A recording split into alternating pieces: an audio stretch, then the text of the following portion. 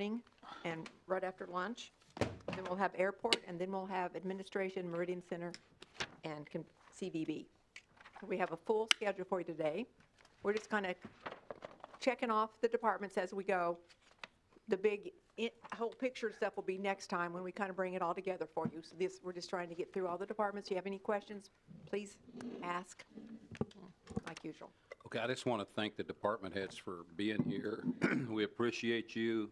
It's nice not to have to worry about things running the way they're supposed to run. Know that we do appreciate what you do, and thank you. Mm-hmm. All right. If you're ready, I will give one disclaimer. Donna has given you printouts of what we're going to be going over that, hits the highlights, of course. I looked at some of it this morning when we transferred over to the drive that they were printed off of. There were a few mistakes, so they may not match exactly what's on the screen. When we get to sanitation, you're better to look at the screen because there was a ton of duplication. And so I had to change what's going to be on the screen. All the information is there for you, but screen might be best. Okay, but we're going to start with enterprise funds first for at least two of them, water and wastewater. And we'll go over a little bit of background.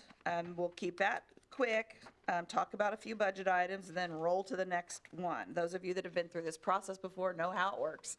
So remember, in the wastewater budget, which is what we'll start with here, that this fund, the wastewater utility funds both the sanitary operations, sanitary sewer operations, and stormwater. So everything we have to do for a stormwater permit is funded through the wastewater budget.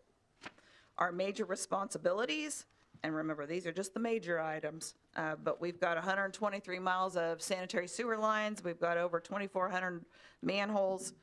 All of those have to be cleaned. All of those have to be maintained. We have sewer lift stations, and you've seen in my emails recently about the storm. Those lift stations, if they aren't functioning, then sewage backs up in the sanitary sewers, can back up in people's houses. So we have backup generators for some, others we're just having to go and pump wet wells. So there are 8 sewer lift stations around town that we are maintaining. We also have our wastewater treatment plant that you're well aware of, that we are paying for the upgrades there. And then the wastewater effluent that goes to the wetlands, and there is effluent line that runs down to the golf course as well. Major responsibilities for this, this division, we have to meet so many state and federal guidelines, and those are increasing. So our goal is to always stay in compliance, and we want to also provide a pretty high level of service to our customers. We've talked about some of the stormwater permits, so let's roll next to our anticipated operational and budgetary changes.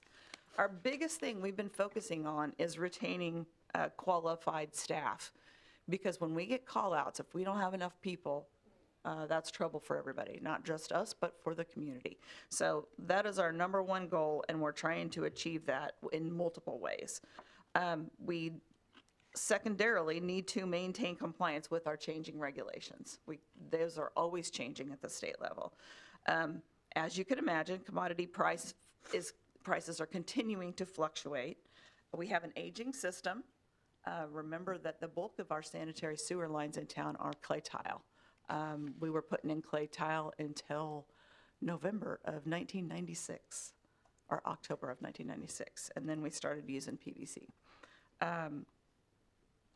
And then we're always trying to make sure we're doing some sewer lining projects, root removal. That's a big thing so that we don't have backups.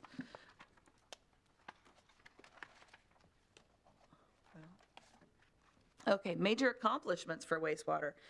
Sometimes you have maybe 3 major accomplishments.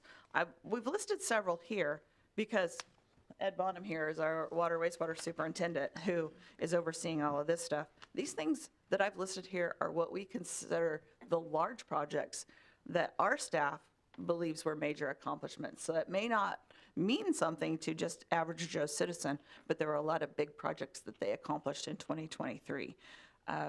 Just a lot of components of the system that had to be updated.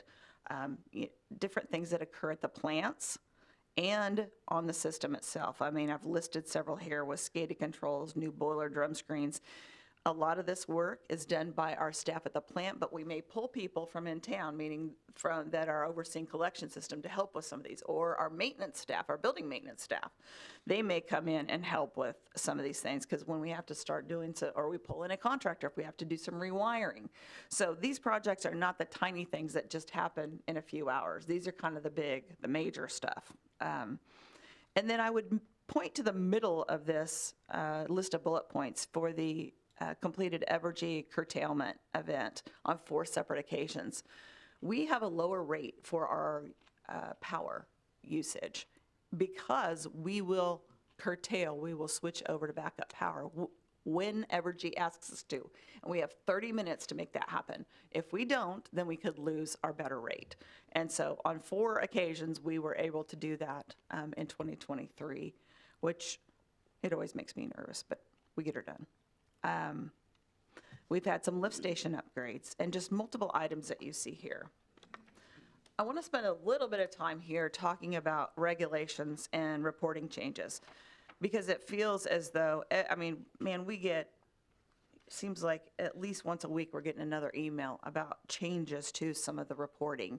And then those big, heavy items to carry forward, like the LCRR, the lead and copper rule revisions.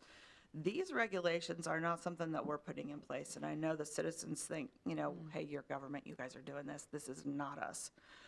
And so we have to do a ton more reporting, a lot more sampling, and along with that are new software requirements. These software requirements that we have to learn and understand that the state is incorporating. I mean, that's kind of getting us a little bit stressed out. Just making sure that we are reporting online on time and that we're doing it in a proper way. The software systems are not friendly. We had a meeting, a stormwater meeting last week, and the KDHE came and spoke to our consortium. And we talked a bit. They said, what can we do for you? And we asked some questions about KEAMS, which is how we report things for stormwater and for sanitary. Well, they can't do anything about that. It's difficult, and they don't even know how some of the pieces are working yet and why it does certain things. So we're just having to extend a lot of grace to ourselves, I think, on a lot of these reporting items, remembering that PFAS monitoring is kind of a new thing coming forward. You've heard people talking about those forever chemicals that stay in the system. So those are things we're being asked to watch. And then we had somebody come and speak to you at one of your commission meetings asking us to do some additional sampling and testing and reporting for COVID and flu viruses. And remember, I told you that we had not been doing that because we were short-staffed when we were asked about it. I have talked with the state, and we have started to do that sampling. It's only once or twice a month? Twice a month. We're doing it at the same time we do another sample poll, so that it doesn't take us additional time. We did not sign an MOU with them because I didn't want to be bound to do it. If we are short-staffed or we can't get to it, we just won't do that testing. So just want you to know we do follow up with people when they come and talk. I probably already know the question, but it'll be for the room. On when state or fed makes these asks, are they true asks or are they mandates? This was an ask. This was an ask, and actually, we typically try to respond to an ask because we know when they're doing an ask, that means probably a year to 2 down the road, it's going to be a required. Right. And so it helps us have time to figure out, hey, what is the actual contaminant that we're looking at? What are our issues going to be? Because we're learning how they're going to, what they're going to require. And so it helps us put a dollar figure to things. And it's better to be in the know. That's if we have the time. They make it real clear if it's you must do as opposed to. And on the must-dos, do they flow any monies from state or fed in order to launch it? No. Nothing. No. I figured not, but. No. Take the LCRR, for example. Right now, no monies. Now, there are some grants that you can apply for, but they're very specific to you have to have a certain amount of low to moderate income, or else you have to be a gigantic city, and we typically fall in the middle. And that hasn't helped us thus far. Thank you. Okay. 2024 and beyond, sometimes we just talk about 2025 goals and objectives because that's the budget we're looking at. But I would remind you that so much of what we do is multi-years. And so on all of our public works stuff, I am just listing it as 2024 and beyond. Root control is a big thing. We're really seeing issues with that now, even more than before, I think because we had many dry years and those roots were searching. And they search where there's water, and there happens to be water in the sewer lines, and because we have so many clay tile lines, those roots are getting in. But we've got some pretty new equipment, that's some new technology that we're able to clean out lines really well. And this isn't the greatest picture, but I offered cash out of pocket to our folks if they can get me good pictures of roots coming out of the lines. This one was how many feet, Ed, do you remember? Oh, my gosh. 3 feet long? Okay. When they can keep it intact in a big picture, then it's a, That's not TikTok worthy, but when No. we get one, let's get it up there. oh, yeah. So we have several things that we're working on. We've got some sewer lining projects that we need to do here in the upcoming years. We've got some improvements at the treatment plant that are some big projects for our staff. One thing that we're working on that is crossing over from division to division, engineering's working with our water and wastewater staff so that we can get some of our quarter section mapping updates on our GIS system that's utilized. We are starting to, you're going to see this as a trend in all of these different budgets, that we are needing to use more technology to be able to do the things that we're asked to do, whether that's by our community or by legislators or those bureaucrats that are associated with the state and federal government. And our mapping updates, we're trying to get all of that so that our guys in the field, they aren't dealing as much with paper copies, but they're dealing with an iPad and they're pulling up a map. But we have to be pretty exact with that. And so we're working through that now. Hopefully by the end of the year, we're going to have everything updated and everybody ready to go on that. We also have a pretty robust training program that is noteworthy here. You say these are kind of big objectives, but we have a lot of new staff. And so we're having to do a lot of training on everything. We're going to talk about CDLs later in the presentation, but not just CDLs, but how to do the different tasks that we have moving forward, because it's pretty important that we're keeping our community safe with those sewer and water extensions that we are doing and how we maintain those. We've got some lift station upgrades and then master plan updates. We go through these every, just depends, 5, 10, 15, 20 years, but we're about ready that we need to do another master plan update for water and wastewater, which helps us look towards the future. We've had enough growth. We have some of our sewer systems that are at capacity, and so we have to continue to look, where do we need to grow with our utility system? Because if you get behind, then you get stagnant, and then you cannot have your growth moving forward. Measures and metrics, we look at these annually. We provide this to you in an annual report. It's also posted online on our website at newtonkansas.com.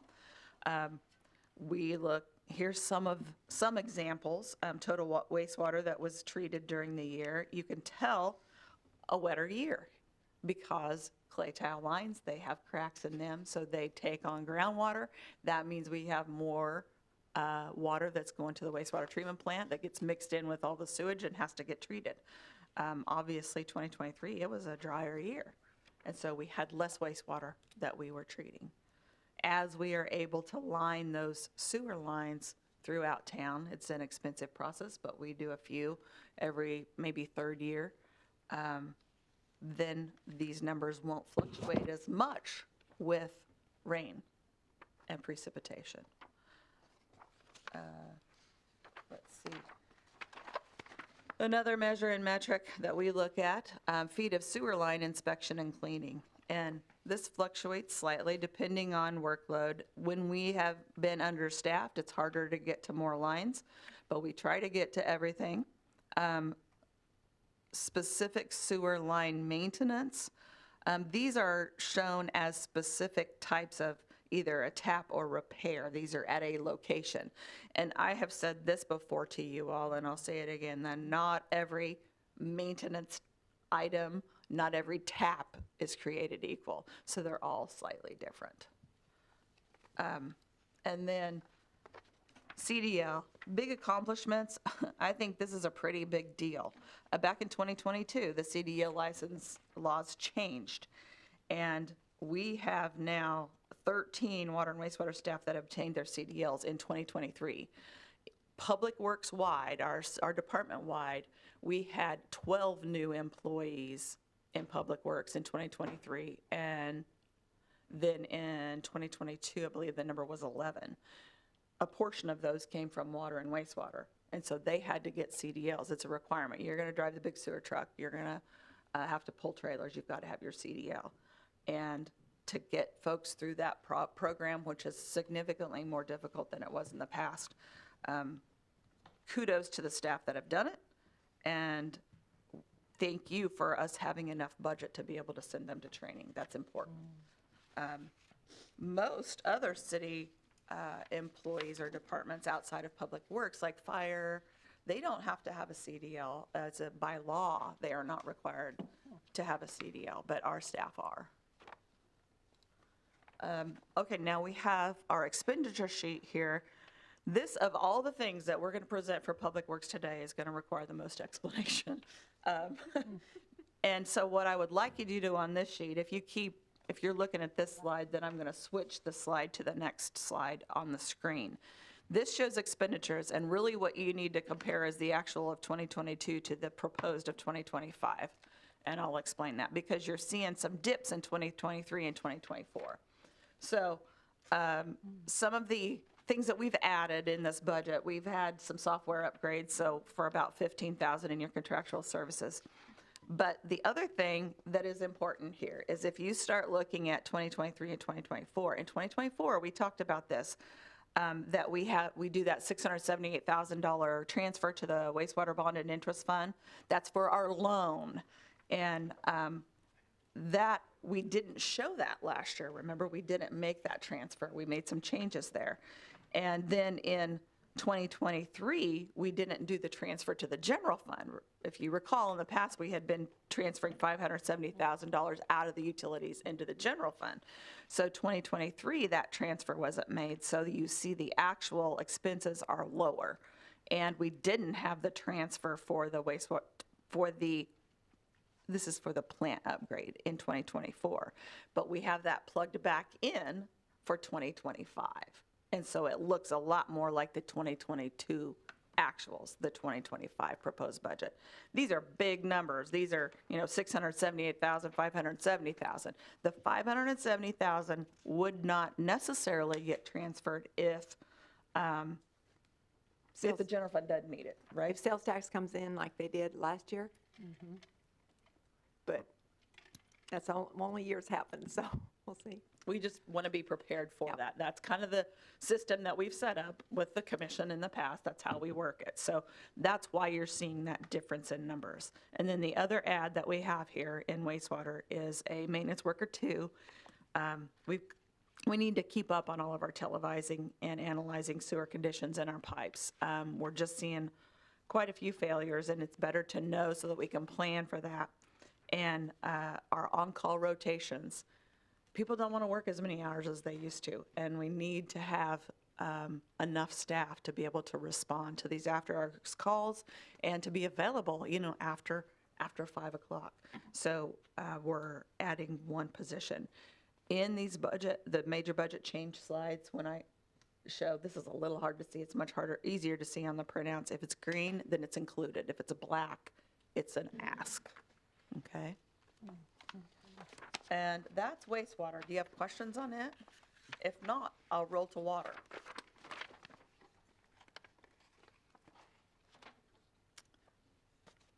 Seeing none, I'm going to roll on to the water utility.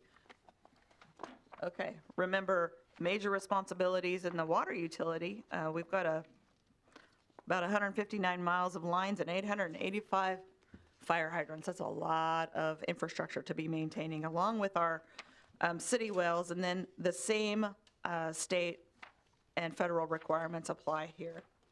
And our staff also are doing, we oversee the whole Mission treatment plant. Remember, that treatment plant is treating water for not just Newton, but for Halsted and Sedgwick. And we are paid by Halsted and Sedgwick for that treatment. But the plant is kind of like a regional type plant. We own it, but we do the treatment of that water. They receive their water from the wholesale water district that we are a member of. Remember, there's 4 members in that wholesale water district, us, North Newton, Halsted, and Sedgwick. But those 2 cities, Halsted and Sedgwick, pay for treatment of the water. And then the city also operates the wholesale water district system. All of their wells and their lines as well.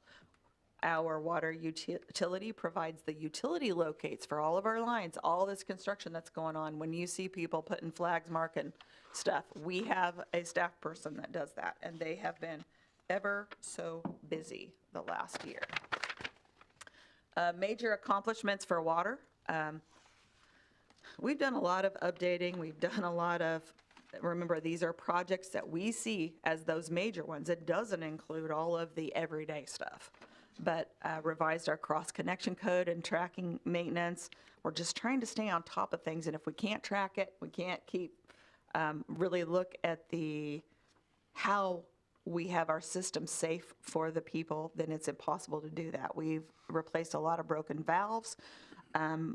We are checking fire hydrants. Remember when there was that big fire down south of US 50 when the van went off and hit the storage units? We went through town and checked fire hydrant caps everywhere after that event just to make sure that we always have caps ready. Because if we have contractors working in town, sometimes they aren't getting things back like we need them to be. We have removed old electrical poles out in the well field, and I will tell you, these old electrical poles, and there's probably a lot more of that going on right now, because when we have storm events, inevitably a storm event, we have some kind of damage or impact in our well field or at the treatment plant. And the average citizen doesn't know that. You still are able to turn on the faucet and receive your water because we have people that are out there taking care of that. Various other items that you see listed here. Moving on to major objectives for water moving forward. Valve exercising program, we are really seeing the need for this. We knew there's a need, but we haven't been able to get to it because we've been understaffed. We have to be able to do this because when you have a break, you got to make sure you can isolate your system so that we aren't pouring water out everywhere. And the second item on this list is probably going to be the biggest deal ever. This is implementing our citywide fixed-base metering system. And we are going to add how many meters, Ed, in the next? 6,000 meters, 600 meters, 3,000 radios to the system. We've been gradually doing this probably for the last 2010? Okay, so yeah, last 15 years, so that we can do more. It's more a radio read type system, automatic. This gives us some data. We've been learning.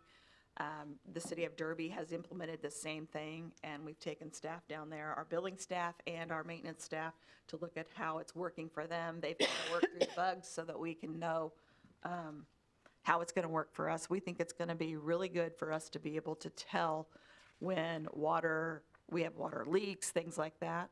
And it's going to be better for our billing staff to implement. It's going to be good for the customer. It is going to be good. The customer is going to be able to see ultimately their use and watch that.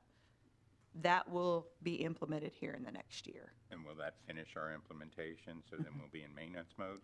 Yes, And then, of course, any new builds will comply with the, absolutely. New builds now, we're putting Right. in the meters that suffice for this, yes, So the 600 is what is left to install? for this year. Okay, just for this year or final? The 600 meters will get us to the point where we can read remotely. Yes. Then the radios are change-outs. Right. Because okay, they're change outs. yeah, not- I mean, basically, the meter is a little computer now, and then there's a little radio that's transmitting the information back to our base. So those 3,000 are those early ones that you put in back in 2010 that you're replacing, or So, failures? What do you mean change outs? So they have I don't want to get too in depth, got a B radio and A radio. And the B radio can read like you drive by in a truck, right? Mm-hmm. But it can't read from the fixed base. Right. So when they originally started this, we were going with the newest technology, which was B radios. Okay. And so that's the 3,000 B radios are still in the ground that we need to upgrade so that they'll read remotely from the Remote. radio. Okay. Yeah. That's great explanation. Thank you. Then another thing that I would point out, the bullet that says First Street transmission lines and valve cleanup. As we are working through getting the new tank online, we are finding that we have portions of our system that we have customers tied to transmission lines that doesn't work well. You shouldn't have that, and this is way before my time here. These were tied on to transmission lines. We're going to have to do some changes because that is not good practice. We can't shut down the system, change the system, get tanks filled, do maintenance to tanks. I'm getting a little down in the weeds, but it's kind of a big deal. We're going to be bringing some stuff back to you, but that's a big objective for us so that our system is safer and guaranteed supply. A lot of hydrants we're needing to replace. This is another area where it's difficult to get product, and so we're trying to stay on top of that. Mapping is a big deal, and then the master plan as well. Measures and metrics. Meter service orders, I mean, just look at that, 4,900. That's 4,900 times we have had to do something, touch a meter somehow throughout the year. Meter replacements, 770 last year.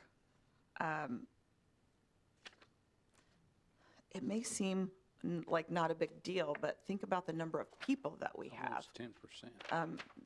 the number of people working on them. It's minimal. We don't have a staff of 100. You know, that's just not how it works. So our people are definitely accomplishing things, and it takes time to get all of that done. And that's why and remember, water and wastewater staff, they kind of cross over. They're funded each out of a different budget, but they can all do both. Okay. Total water pumped at Mission.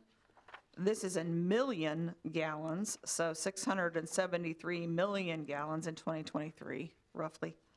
And then water line repairs, these service line breaks or water main breaks, remember, not all these are created equal. So when you look at the numbers, it's not necessarily, oh, well, it's not the highest we've had, but we don't know how bad each one of those is. Okay. And then the last measure that we do look at is our locates. And you'll notice that the locates for last year was, 3,600.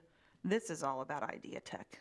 They caused a big spike in all of our locates because we had to locate so they wouldn't hit it. But even then, sometimes they did. And that happens. Our operational and budgetary challenges and changes for water, again, retaining staff is our #1 priority.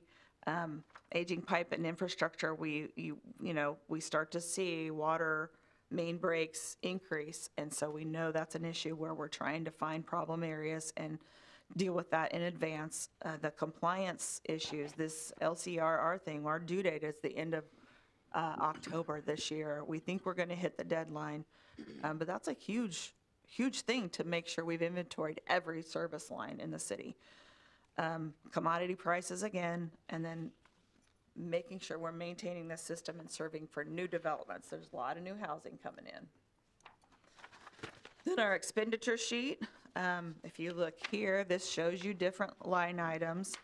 Here we also had software increases for new Encode update. That was an item. Our municipal equipment reserve, our annual transfer that we do here, it increased because equipment items are increasing. The cost is increasing, and we don't adjust this every year, but it was time that we needed to adjust it for the water utility. And then remembering that this budget also for 2025 would show. Are you guys seeing? Did you This is see? the wrong waterworks. Huh? Yeah, This twen- is- It says says proposed 24. 24. Yeah. Yeah, See, I don't know what happened when I moved these presentations over. Some of the yeah. I'll things didn't got get it. changed. We'll get you the right one. But in 2025, we do show the $570,000 transfer. You're not going to see it We won't do it if we don't need it, but we have to have it there and available. And then we are adding a water technician to assist with this fixed space metering project, and they would serve as a backup technician, remembering we are needing people that have a little more technical knowledge of a computer system, and so we're adding that into this budget. Questions there? You don't have this one. Which mouse do I use? Okay.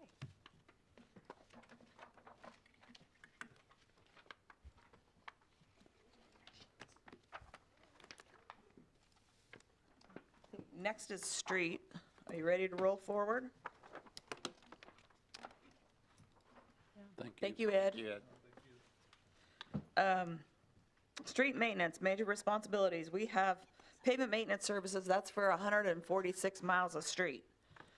Traffic control services, and that's increasing. You're going to see us talk about that a bit because signals are increasing throughout town. As your community grows, traffic increases and signals are another big deal. Snow and ice control, gravel road and alley maintenance, and then our street staff are the ones that put up all of the stuff for like snow fencing and barricades and stuff for community events. And then street cleaning, we're required to clean X number of miles, I don't have that on the top of my head, every year for a stormwater permit. And this group of staff also does catch basin cleaning. That's a part of our stormwater process. In 2023, major accomplishments, remember, these are just the larger than the normal, and there's several listed, but remember, these are important to our staff. These are things they saw as major. We had multiple areas where we were working on different improvements to the streets themselves, and then 34 community events. The street division responded to 34 community events. That means you probably approved that many. Or it could have just been a barricade that was put up. We had 3 winter storms in 2023, and pothole requests, traffic signals, pavement failures. I mean, the list is long, but these are those big items, and there's the number, over 2,300 lane miles that we swept in 2023. And all of our storm drains were inspected. And for structural integrity, we try and hit, remember that maintenance area. I will say, we made some changes to this budget last year after talking with you. And we updated the street maintenance area map. We extended our street maintenance areas to 7 instead of 6, if you recall. And we adjusted really kind of the southern end of town and tried to straighten out some lines. But so we're now on a 7-year maintenance program. And our expenditures here, they don't go up much because we have stretched it a bit. Now, what will that look like in 7 to 8 years? Time will tell. Because when you don't do street maintenance every year, you can see some damage to your streets. Our budget changes that you're seeing here, we had some insurance increases, software licenses. We've talked about, you're going to see us talk about software in every single budget, but software license increases. What happens is they get in, the first year they're shown in the operating budget for the division that's using it, and then the second year it gets moved over to the IT budget, and then they're tracked over there. So here's the increase here for these software licenses. Paint supplies, traffic signal maintenance is going to increase. Remember, we've added signals down on South Kansas, and we're adding a signal out at First and Spencer. So maintenance costs on those are going to increase. And then if you look at in our budget on contractual services, we have a utility line item, all of your street lights. Think about how many street lights we have in town. Those are all paid for out of this budget. Not signals, but lights is what I'm talking about. Signals are paid for too, but there's a lot of street lights. And then we had some CDL training that was needed here because we also have new staff in this budget. Operational and budgetary challenges, staying fully staffed, top of the list. Just people, a lot of people jump around, but I think we're pretty solid right now. Training time for our employees is kind of a big deal. It takes time away from maintenance work, but there is some CDL requirements that they have to meet and be able to practice these things so they can pass their test. In this division, we also have a growing need for tech smart staff. The signals are getting more complicated. Everything is growing in the technology realm. Price fluctuations on our materials, that's a deal. And something that we are hearing more and more, and in my time here, this kind of cycles, is dirt street complaints. The best resolution to a dirt street is to pave the dirt street. If we put down different rock, if we put down some kind of dust control, if we water it, it's going to be temporary. It is only temporary. And the majority of the residential houses in this town have paid for their street in front of their house at some point in time. It may not be the current owner that did it, but there were special assessments tied to that. And those folks that live on the dirt street, we always offer that option, that if you would like to look at a petition to do the improvements, we can definitely do that. We are working with several locations on dirt streets where people are just not happy with the condition of the street, with the dust. Dust is always a complaint. Back in 2005, I believe it was, I brought to the City Commission an option for paving all of the dirt streets in town and the city paying half of those costs and then the benefit district paying the other half. The commission did not choose to move forward with that. If that's something you would like to consider, we would bring that back to you again. But until then, dirt streets it's an issue and a continued complaint. May I quickly add something? Just something to keep in mind as we review the comprehensive plan at the last planning and zoning, the planning commission meeting. The paving of dirt streets is actually an item as a goal under the infrastructure piece of the comprehensive goal of the comprehensive plan. And it did come up as a conversation. So keep that in mind as we redo our comprehensive plan. It will come up. And what we mentioned is 15 years ago when it was brought up, it's cost prohibitive. And so it was kind of put to the side. So I just want to put that kind of in the back of your minds that it will come up very soon again. You may hear about it from one of the planning commissioners. Oh, yeah, Because they talked about it a bit. Increasing traffic concerns. Now, you remember we have this grant for this SS4A project, and that's going to be giving us some guidance, and that's probably going to spur some additions to the CIP for some safety. You know, traffic safety is something that doesn't get talked about a lot here at the city level, but definitely accidents are increasing, and we don't want to get to the point where it's overtaking us. And so we want to make sure that we are doing what we can to make sure that our roadways are safe, because inattentive drivers, I believe, is increasing. Definitely, we have an aging population that plays into it with slower reflexes. We also, depending on how the state would go, if we were to see any movement on marijuana use and you're able to drive under the influence in that respect. I don't know how the laws are going to work for that, but I sat through a lengthy safety presentation recently about how that definitely changes how people are driving. And so we are trying to do design on streets and highways in a different way so that they are safer. And you're going to hear a lot more about that as we get into this SS4A grant process in our study. And then we'll be adjusting to new maintenance areas as we move forward.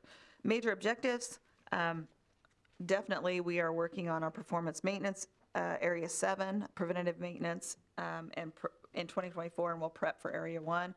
Our annual overlay preparations, we do have the roundabout work that we've been trying to get to.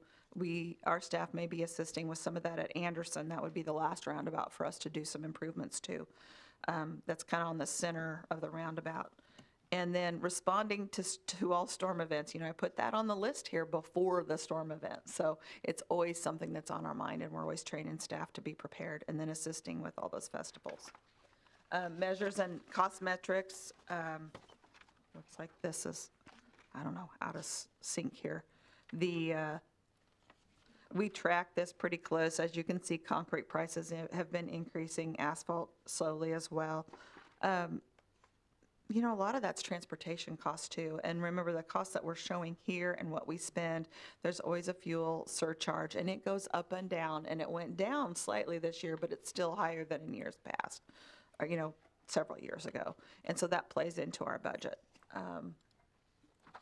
Yeah, I don't know where the other, it's on your sheet that shows curb and gutter repair and how many lineal feet of those that we do, and the utility cut restoration. And remember, that's one of those things that not every utility cut is created equal.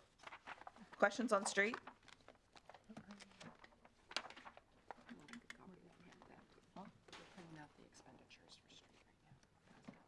Are they wrong too? Well, they're just not in there.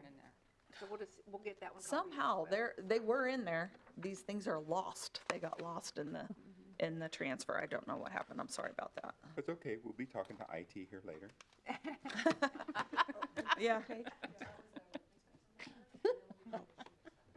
I've had coffee this morning. I don't understand what happened. I think it's because it's a really big file. Next up would be park and cemetery.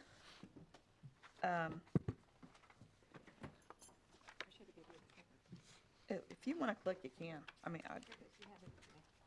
so park and cemetery, Donna. Major responsibilities for park and cemetery. For park, obviously, we've got right-of-way mowing and vegetation control. Playground inspections is something that I think people don't realize, that we are required to do these playground inspections and make sure that we're maintaining and doing replacements on those, because we don't want anybody getting hurt. And so that's a regular process for us. Our park staff helps with snow and ice removal. They do the public facility sidewalks. So, you know, at this building, at the NRC, places like that, a library, they are handling that during a storm event. The tree trimming and management in public parks, and they are getting a workout this week, right? Oh, no. They are hitting the cemetery really hard and then moving to athletic maybe later today. Flower bed planting and maintenance, restroom cleaning, that's the other thing that I think people don't realize. All the restrooms that are in the public parks, those are checked. We have somebody that runs a weekend route and is checking those restrooms to make sure that they're clean. Are they open and closed every day, or are they left open overnight? But remember, we kind of try to keep to the Easter to, You winterize them. yeah, except for the only one that is climate controlled is the one that's with the press box at Fisher, or Klein Scott, I'm sorry. Gee, too many parks lately. And that one we can keep on a little bit longer. We are open a little bit longer. And then they have to restock all of those. And then remember the spray park. And I think we sent you something out that the spray park, unfortunately, is not going to get opened by Memorial Day. We've got a part that we're waiting on. The electrical portion of the spray park is not functioning. And as soon as the wireless part? So the button, they can't push the button to make it go. Okay. Special event setup, much like street, these guys are doing large community events and then also private events that may want to utilize a park in a specific area. And Sand Creek corridor, and then stormwater. One thing I might mention, the stormwater items that have to get taken care of to fulfill our stormwater permit, or just to make sure lines are cleaned. There's a list of items that are tasks that are handled for stormwater that are maintenance related. And anything that the street staff do or that park and cemetery staff do, those are logged, and then there is a transfer for the cost of those tasks that comes from the sanitary sewer budget to the general fund to support that. For instance, the park staff pulls stuff off of bridges and boxes after a storm event, like branches and things, so that we make sure water keeps flowing through Slate Creek, Sand Creek, all of that. That's a stormwater function. It's funded out of the sanitary sewer budget because stormwater is funded out of there. But the work is performed by our park staff, just like streets are swept by street staff And so street sweeping is funded from the sanitary sewer budget, but a transfer is made to this general fund on behalf of those street operations. And we adjust those every few years. We look at actuals and make that transfer adjustment. Major responsibilities at the cemetery, you can imagine, keeping the cemetery in good working order and making sure that we have things prepped for services, and headstone and mausoleum maintenance. The next slide, talking about anticipated operational budgetary changes. Quality staff and keeping high morale. Right now, park is the only area, I believe, that we are low on staff, and this is a bad season for that. So if you know people, send them our way. The other things listed here, like commodity items, we've talked about that, but there has been multiple requests for entryway beautification and flower beds. That is a cost that gets increased in the budget. If we have to buy more flowers, then we have to make sure we're watering. We have to have a person to do that. So these kind of things, they cost more money. We're adding more spaces with the same staff. All these roundabouts, we're adding spaces with plantings. With the I-135 and 36th Street interchange, there is a location that we can put kind of a welcome to Newton sign and some plantings there. But if we're going to keep adding these things and not adding staff, it's going to, we can't keep up. We also need to fund replacement of playground structures, the big playground structures in the parks. We do not have a replacement fund. Well, we have a replacement fund, but there's Started one. there's tiny dollars in it, if you will. And we are also seeing a rise in vandalism, definitely in the restrooms at the parks. And so we're talking about adding some security cameras at a few locations. And then space at Greenwood Cemetery is getting low. So options are going to eventually be just rest lawn, unless we want to look at something different from a cemetery standpoint. 2023 accomplishments, we have maintained our Tree City USA status for the 48th year. We are big on trees, and we try and keep trees, just provide such nice shade and a better environment, outside environment. We work on that very hard. We have staff that are very passionate about that. We established a tree nursery out at the wastewater treatment plant. We have a lot of nutrient-dense water that we can use on them out there as well. And definitely mowing slopes, that's always a tricky thing, and burning in areas. And then community events, their numbers are a little higher because they do more smaller things in the parks. And then we have moved into our new park facility, and the remodel is done on the main building. Are you still using that robot mower for the slopes? How's that working out? Good? Yeah, it works really well. That's great. Major objectives for the coming years. We need to complete the plantings in First Street. The library completion is going to happen here soon, and then we're going to look at things that we might improve in Military Park. We kind of wanted to wait to see everything, but it's taking shape now. The Anderson Roundabout, it is very, very large, and it's a lot to keep. We don't want to have plantings in the whole thing, so we're going to do some concrete in the middle of it like we did in the other ones, so that it's not a constant mowing issue. We've looked at that location as maybe being a place where we can put up some signage about community events. It would have a lot of traffic going through there, maybe a lot of out-of-town people, for, like, say for the car show, if we put some concrete in the middle of it, and you have a vehicle sitting there with signage about downtown car show this weekend, that kind of thing. So we're trying to utilize those spaces to help the community long-term. But definitely, there's going to be some costs for all of that, getting the concrete in. That's a big one. We're finishing up a new building at the park facility that is used for more shop operations, and then we'll be done with the improvements there. And then software. We are going to implement a new software. We're going to work with the NRC on this too, and it is for scheduling. Right now, the NRC schedules park shelters, but if you want to use areas in the park, that gets scheduled through us. And then the community events that you all approve, we schedule those through. We're trying to get a software. We've got a piece, I think, that we have picked out we're looking at, so that we could all be utilizing the same software and all putting in the information into the same location, so we can see when there is a park shelter that's reserved, so that our staff knows, hey, we might want to mow around this area, there's going to be an event there. And so that we can tell people, well, this is being utilized at this time, and just better communication, I think, to all of the users. And then we're looking at a new columbarium. It may be a wall version instead of a column, but so that cremations, we have some more space for cremations. We're investigating that a bit. It's been, wow, when I first came, so over 20 years ago, I'd say we did the existing columbarium, and it's about full.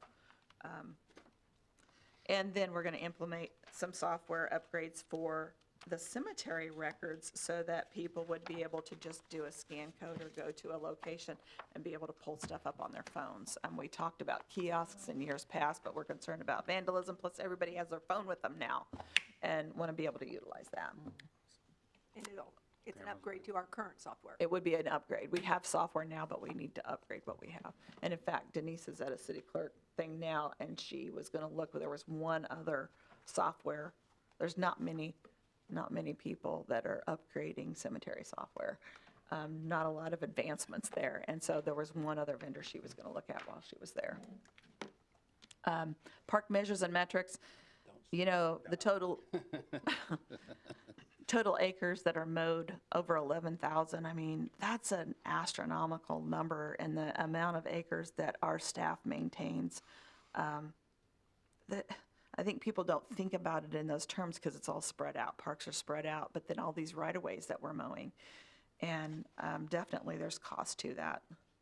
Then the cemetery, next. Just kind of shows revenue that comes in and how many full-size burials we're doing in a year's time. How, every now and then Denise brings back to us, like, recovering the deeds for plots that hadn't been used or whatever. Are we on that cycle still, or? It takes a legal process to go through that, and we were looking at doing that, but I don't think we had all the steps in place, because definitely there's Right. steps to do that. Right. Basically, what he's talking about, if we haven't talked recently, a lot of times a family may buy four grave plots, but mom and dad get buried there, kids go off somewhere else, they aren't going to use these, and so there's two left, but that doesn't get transferred over to the family, and so it could be 100 years and nobody's been buried in these two spots. So you go through a process to basically free up that space, but it does take legal action. That could be an option rather than land acquisition or whatever, to get more. I don't think there's that many though, but maybe 60, yeah, so. So, but anyway, yes, it's something that we're working on. More than zero. That's right. Expenditures here. You might keep these two slides, and then if I can get Donna to go to the end one on the screen. I have park and cemetery here together, your expenditure slides, and then this is probably the area where we are requesting the most increases of all public works departments. We are hearing from the public, whether it's phone calls, it's social media, just multiple avenues where people are wanting more swings. And you remember that recently there was a big campaign for a new swing over at Slate Creek. And I think it's something that the kids really enjoy, and so we're proposing to put swing sets in. And remember, the stuff in green is included in this budget. 2 at Centennial, 1 at Roosevelt, and 1 at Military, and that's a $42,000 increase. We are also proposing, and we have included it in the numbers, so in your expenditure line item there for park, you're seeing this already included. 1 new position that we would have focus on downtown, pulling weeds in the downtown areas, working on the roundabouts, because we're adding all the plantings there, and we would have them do the downtown planters, at least watering those planters, because right now those costs are, we have a contractor that's doing that. And that comes out of EcoDevo, about $30,000 a year. The other thing that we have included in the cemetery budget is lighting for flags at Greenwood. We had estimates for this many years ago at different phases of it. I believe this was phase one here, at the 76,000. And then we also included an increase to $100,000 a year being put into the playground replacement program. These big playground structures, they're anywhere from $150,000 to $250,000. They are expensive, and if we don't start putting some money aside, when they get, and some of them are getting close, we're gonna have to pull them out and not have the funds to put something back in. So our goal here was to include that in the budget. Now, it's a slight increase, but we are hearing more and more from the public. They want these quality of life improvements, and we have removed dollars from the park budget in the past. And so we're asking to put money back in the form of infrastructure and staffing. The three things that we do not have included that we are suggesting are security cameras at 3 parks, so that we can keep track of vandalism, and then pickleball courts. There's been so much discussion about pickleball courts. That's something that we thought should be thrown on the table. And then there's been a lot of requests for a second spray park or a splash pad maybe up at Centennial. And so that's something to consider. But those last 3 bullet items that are shown in black are not included in this budget.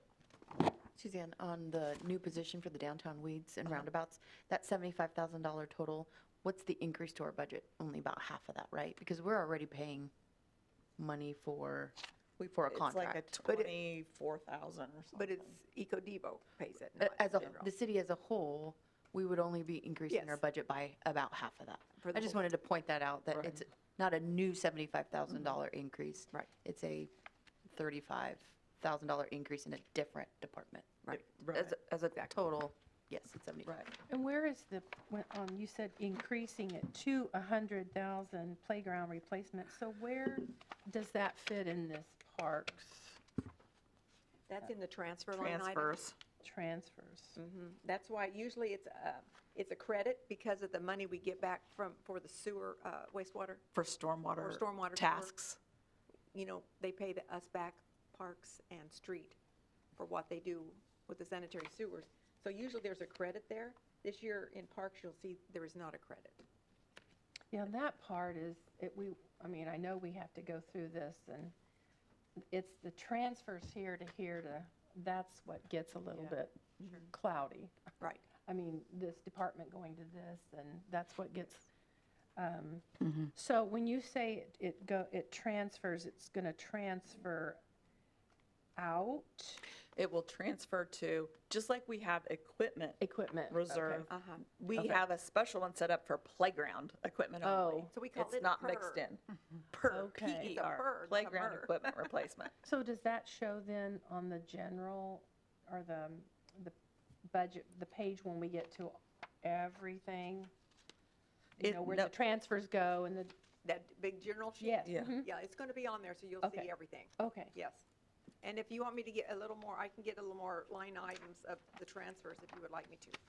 well, it's helpful, Okay. because just looking at these, it can be forgetful to understand what went where and for Right. what reason. So if that's not a lot of extra work, that would be We can do that. greatly appreciated. All right. So you're saying the new employee for that new position would be offset by now doing it all in-house? About half. No, all would be in-house now. All They of it would would be water the in-house. planters and everything. Right. They would cost. water planners, but we still are going to have to pay to have the plants put in. That's They'll just still the buy the people plants. time, not the, Pay to have them put in or buy the plants? Buy the plant. either or, there's a cost, yes. Well, I know, but my question. I mean, our intent would be to buy the plants a plant, but, Okay. yeah, Because that person would be putting them in and then pulling them. That's what I wanted yeah, to hear. yeah, Yeah. Not pay to have them put in. right, which is what we do now. Correct. Yeah.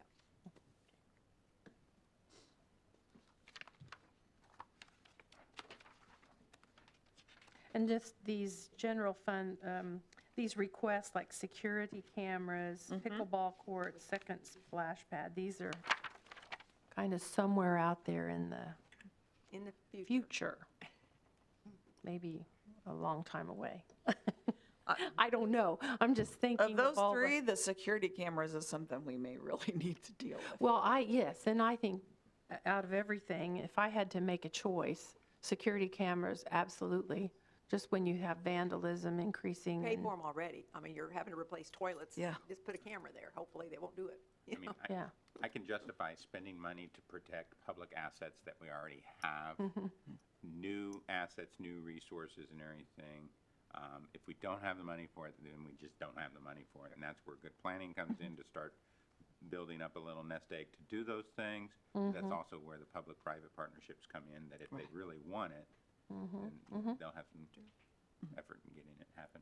Sure. So, Rich, are you thinking maybe when we go through this process that we might be able to look at the 30,000? Yeah, I think that's probably something that. As far as how we need can to, work that in? loop it in, I would probably say, put that in and drop the playground replacement program increase down to 70,000, so you serve both beasts, I mean. And what is in that playground replacement program? How much Is is in in it there. already?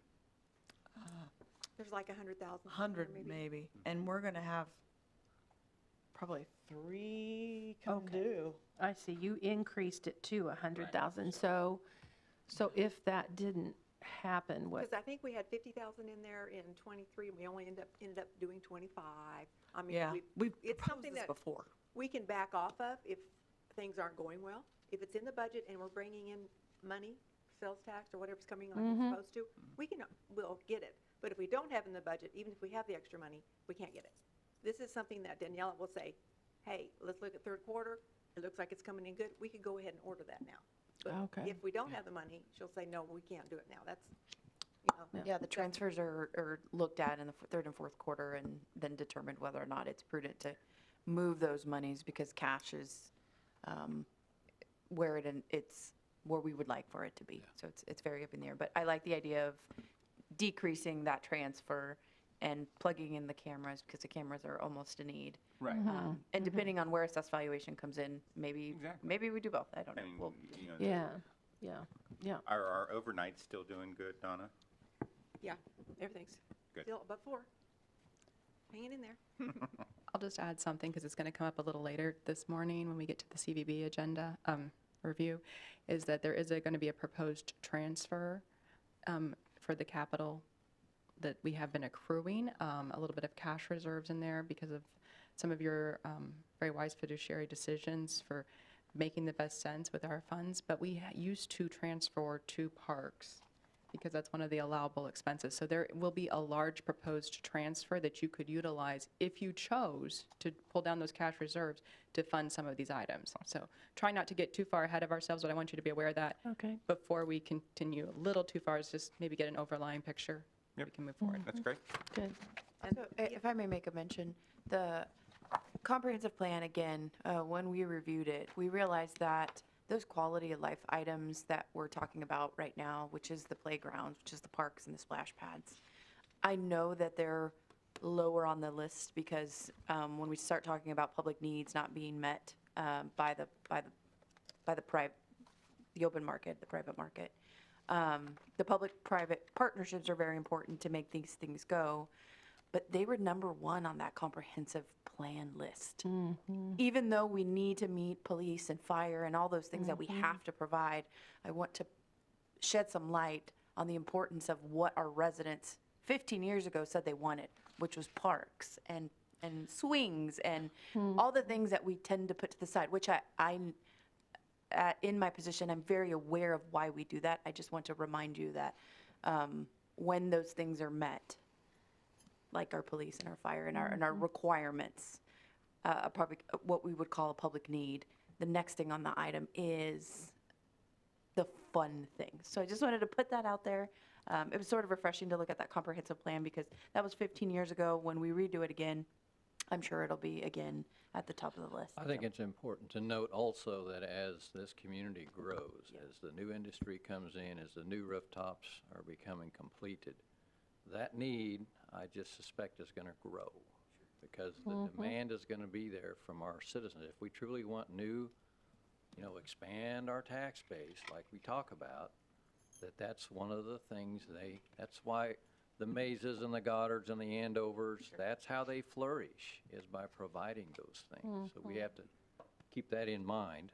I too, I want to, when you look at paring down the dollars, that's the first thing that wants to go. But that's also one of the first demands from our citizens that want to move here. And that's where it's a balancing act. So while we may not be able to put 100,000 at it, maybe we can put 70,000 at it, because, small amounts of money over long periods of time is how you build it up.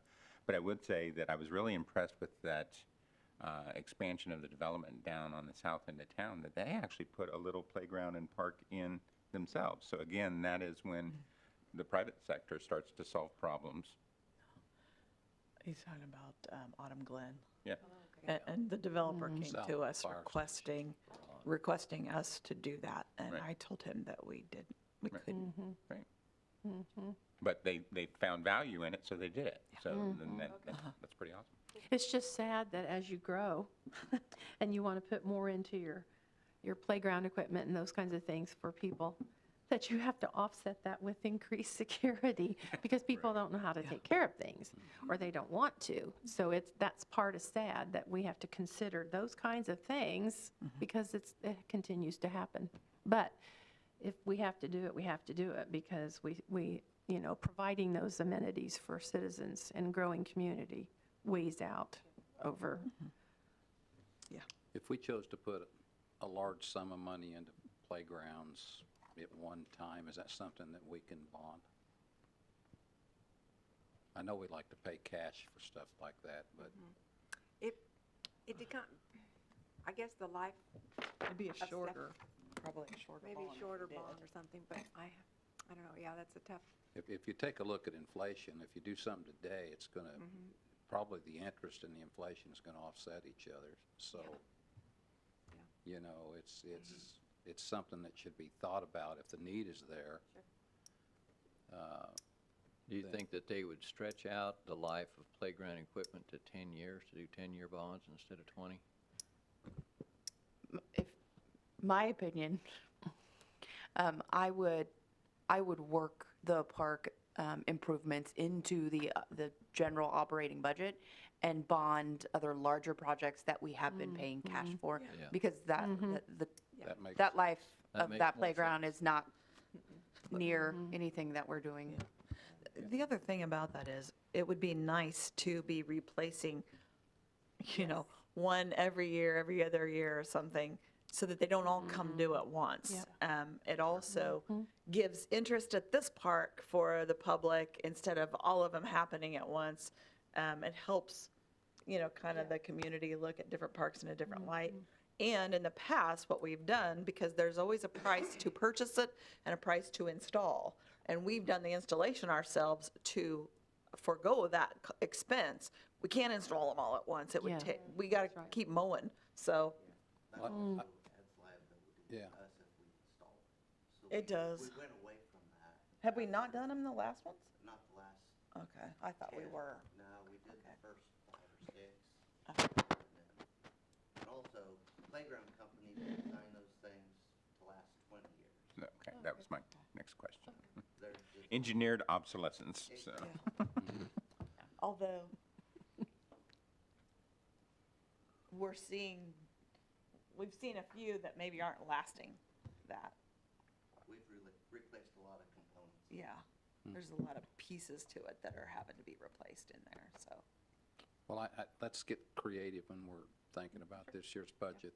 There may be, rather than squeezing too hard, maybe we can just move things around a little bit and spend the same amount of money and get on a little quicker program.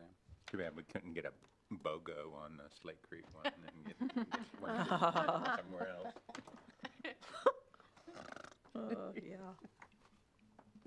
Okay. Okay. My swinging days are over. Yeah. okay, next we can go to Hurt engineering. my back thinking about it. Yeah. Pork swing. See you, Thank you. boys.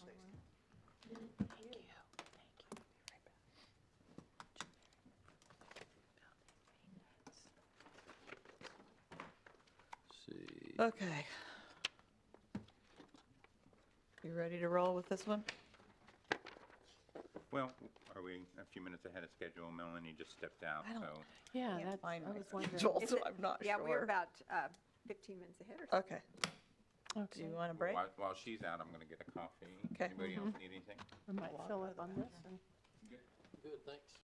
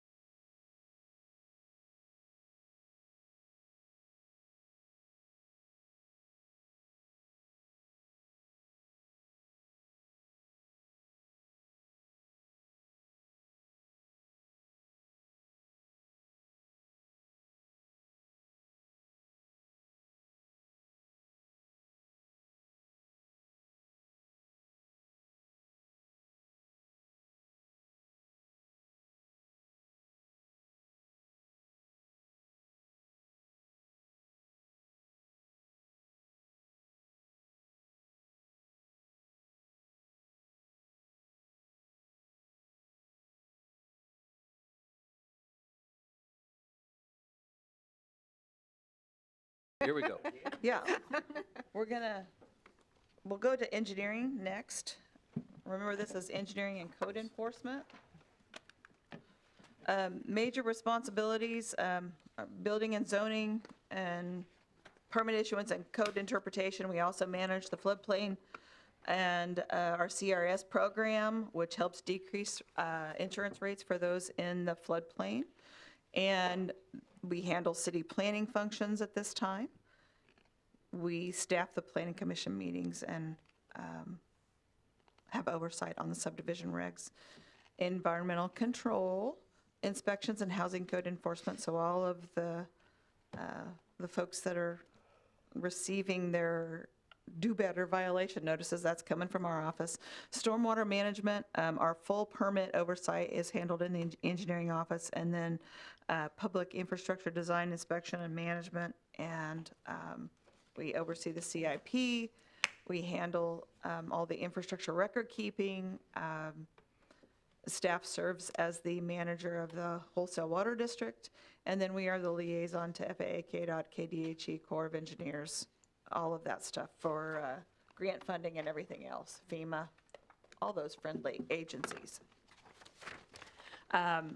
Our expenditures are shown here, and the slight increases that we are suggesting. Our fees and commissions has increased by about $8,200. That's added into contractuals to cover credit card fees for those that are paying for permits electronically, which if we could get that all accomplished, you're going to see that in a few different budgets, and this is probably the one place I've actually talked about it. I'm not sure I mentioned it other places. They were all bundled together, and utilities were paying for all these different things. So we looked at it and thought, utilities don't need to be paying for engineers' credit cards. So now they're coming out, but it does hit everybody's budget. Right. We have also, in this budget, you will see one position has been added for an engineer for some succession planning.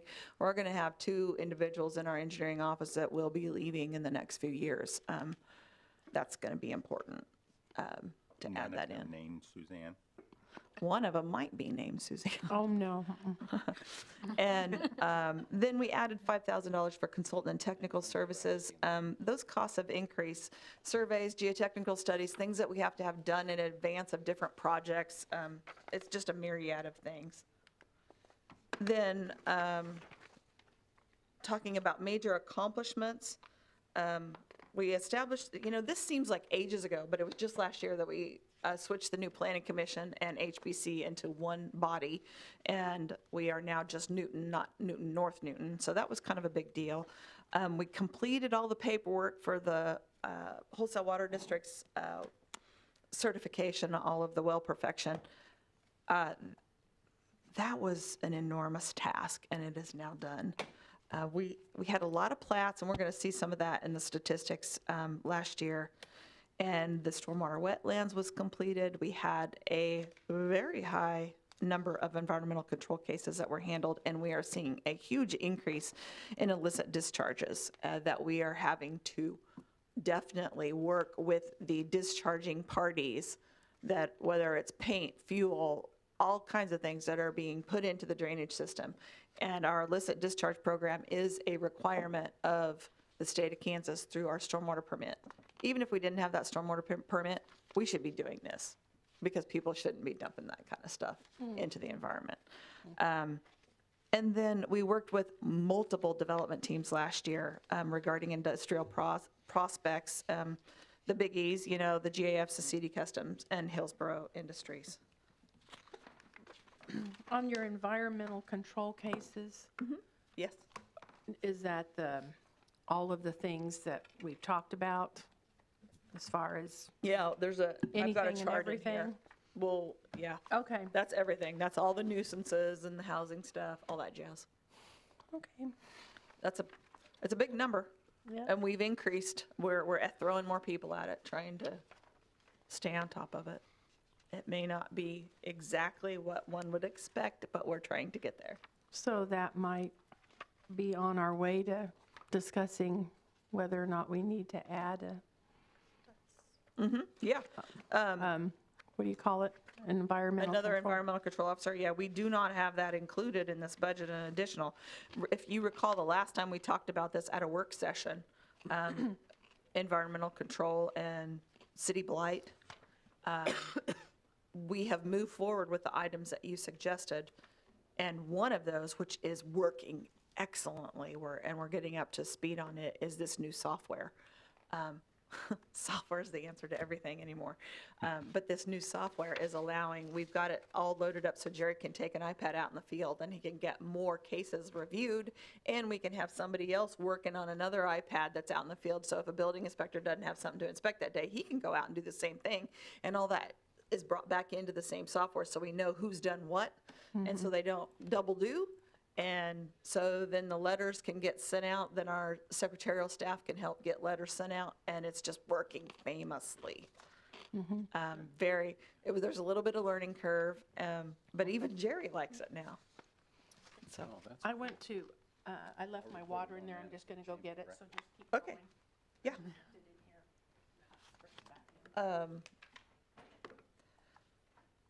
So that, to me, would be, kind of one of our accomplishments along with those environmental control cases. But the software was purchased this year, so that would be a 24 item, if you will. Okay.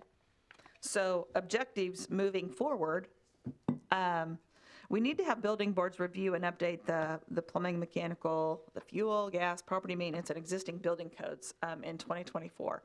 And just so that you guys know, we do have these smaller boards that are building boards made up of the trades folks, and sometimes they'll have an architect or an engineer on them. There's requirements for each board, and they review these code updates before they come to you.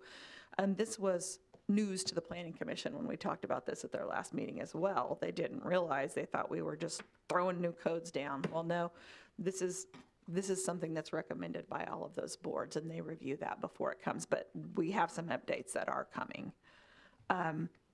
So that'll be happening this year, or maybe first of next year. And we've got a lot of projects that we're managing out of the engineering office.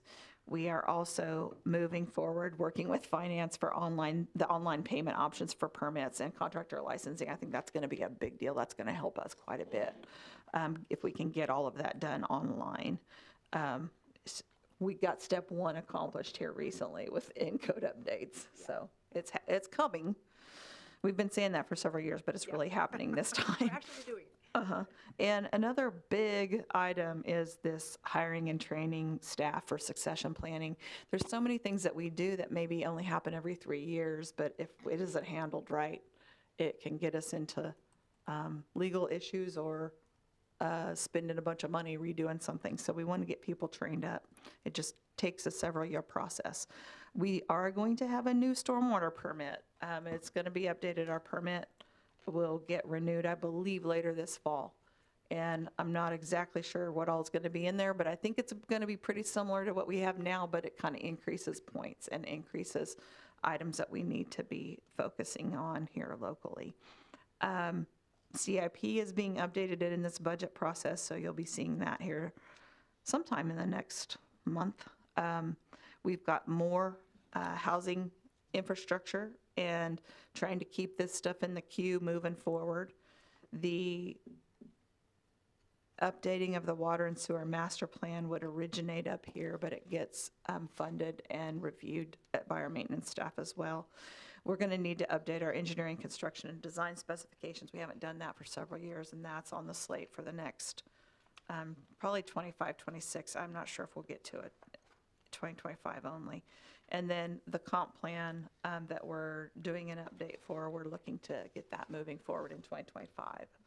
All of this stuff sounds like boring stuff, but it is what shapes the future of the community. Let's take a quick look at housing development related projects. This time last year, we were really in the heat of all the plats. Now we have the infrastructure going in for all of these new building plats, and I don't think our new plat numbers will be near as high for 2024 because the build out is happening now. I'm expecting that building permits for Fox Ridge Phase 1 would get pulled probably this summer. I think we'll have the infrastructure done by the end of June, barring no craziness.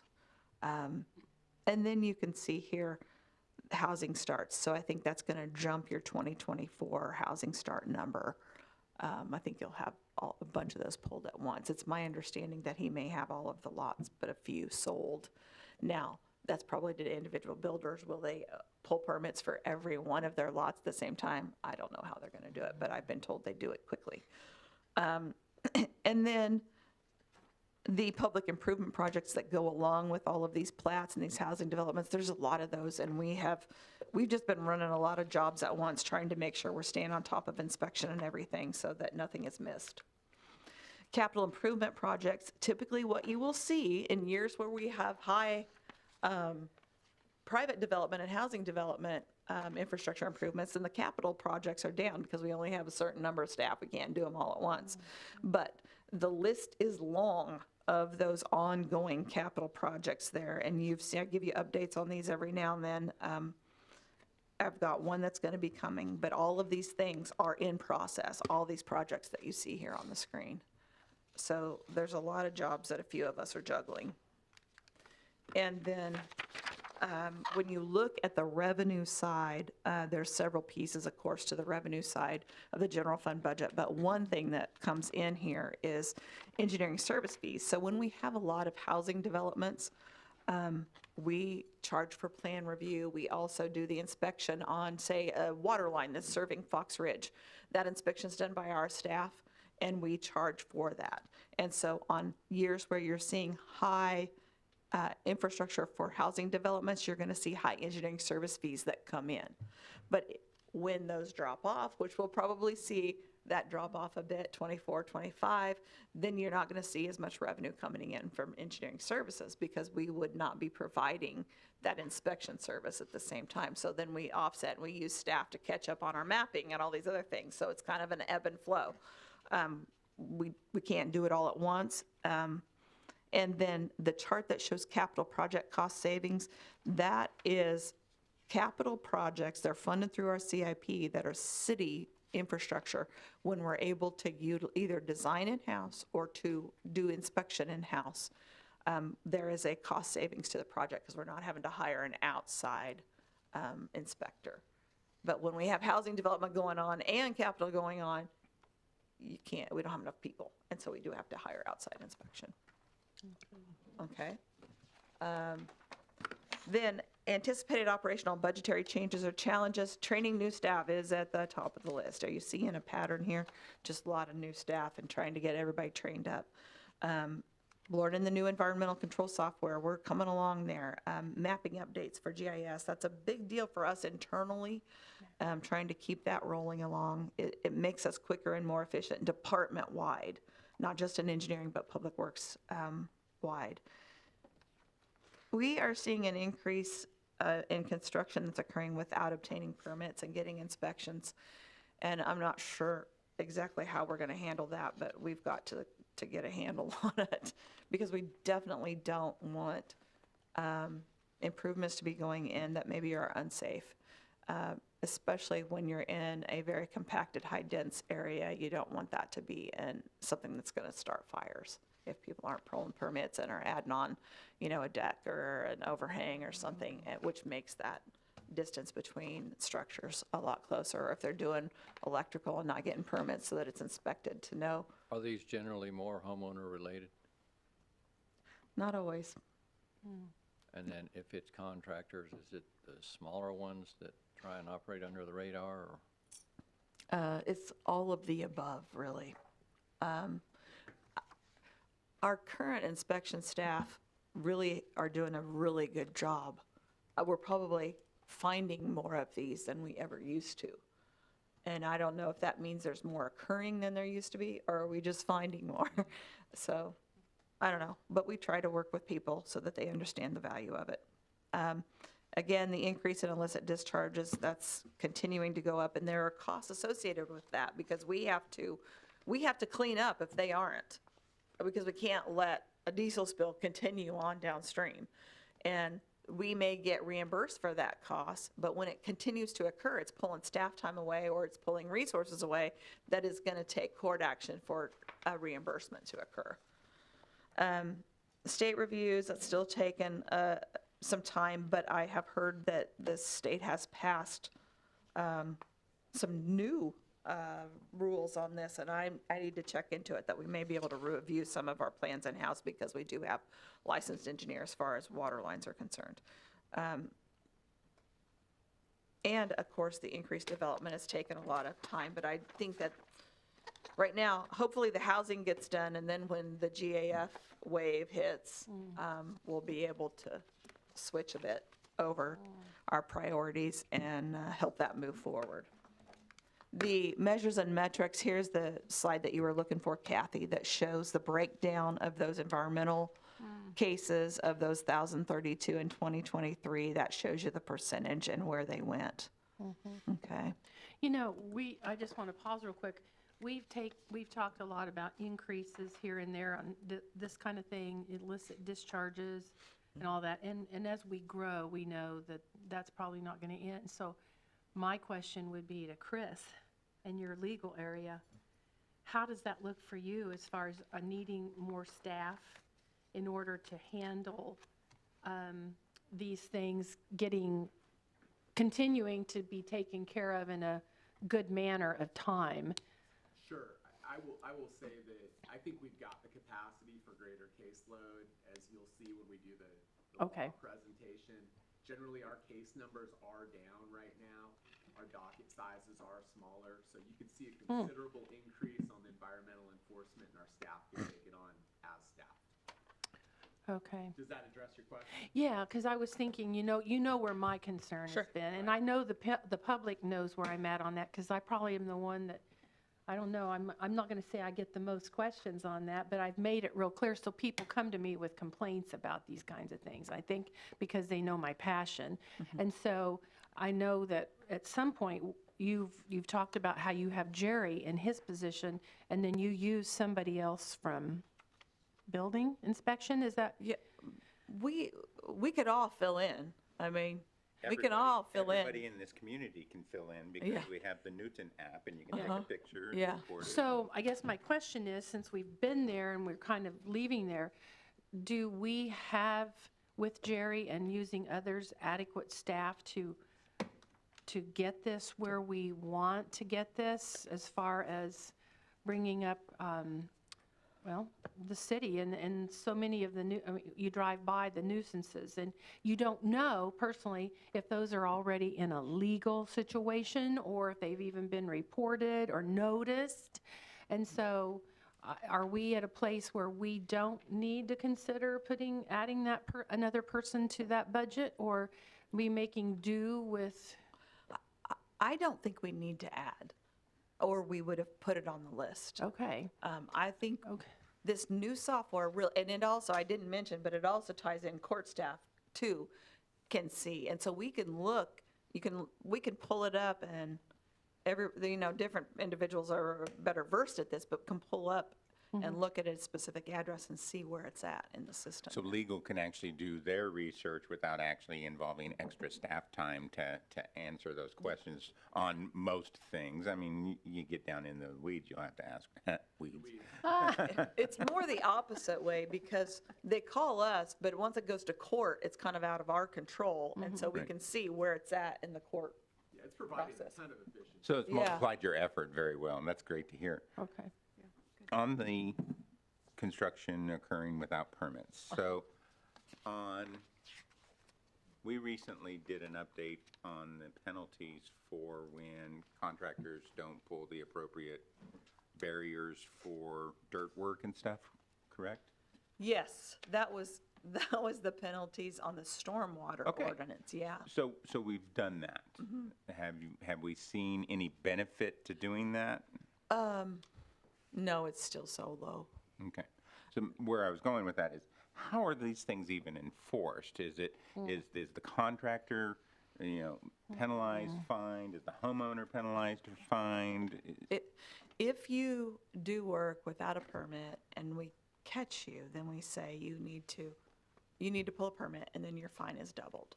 Or your permit fee is doubled. But if it's a big project, it's doubling a $500 permit or something, maybe no big deal. I think what you're asking is, can we adjust, I would that help? didn't know don't- how it was done. I didn't know, Yeah. you didn't pull the permits. Guess what? You get to Yeah. tear it down. I didn't know what the, No, what the penalty. Now, was if there happened to be something that they didn't, let's think about this, if they were like putting a whole addition on and they needed to have footings in and we were concerned about whether we might make them expose a footing or something like that. Right. It just depends. It depends what it is. Cool. I'm just, I don't know what I don't know, so, Yeah. thank you. Okay. That's engineering. I think, is next sanitation, or do you have somebody else in between us? We have information IT. technology and building Oh, maintenance. IT, I forget them. Yeah, yeah. How could I forget that? The other hat. Yeah.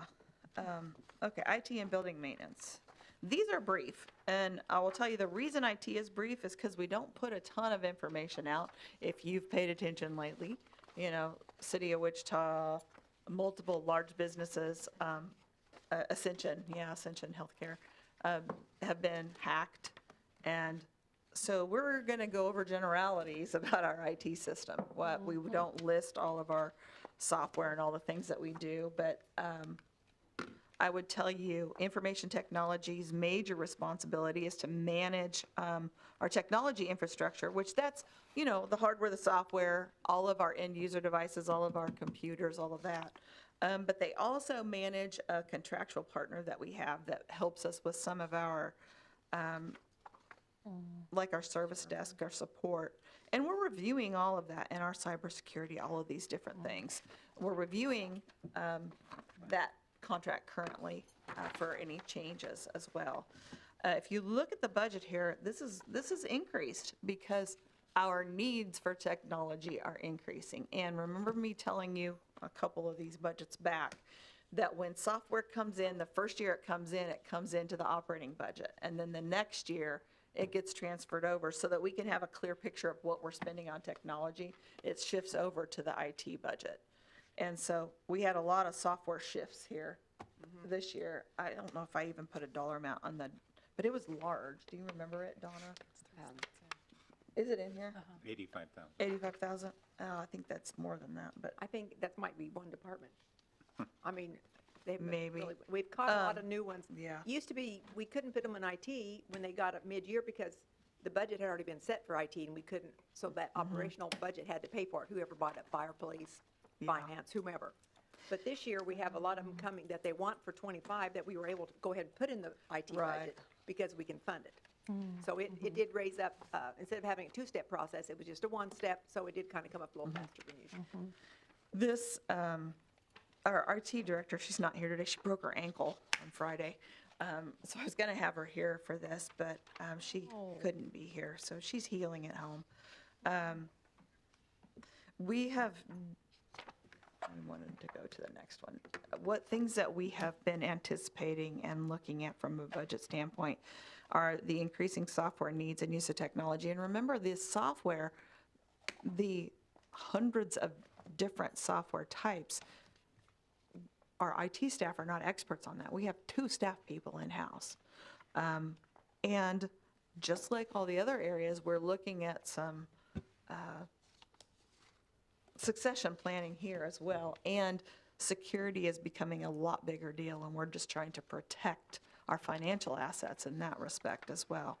And so trying to train in new in-house staff, and then cybersecurity is definitely an issue. We're still seeing lead time required in ordering of products and technology.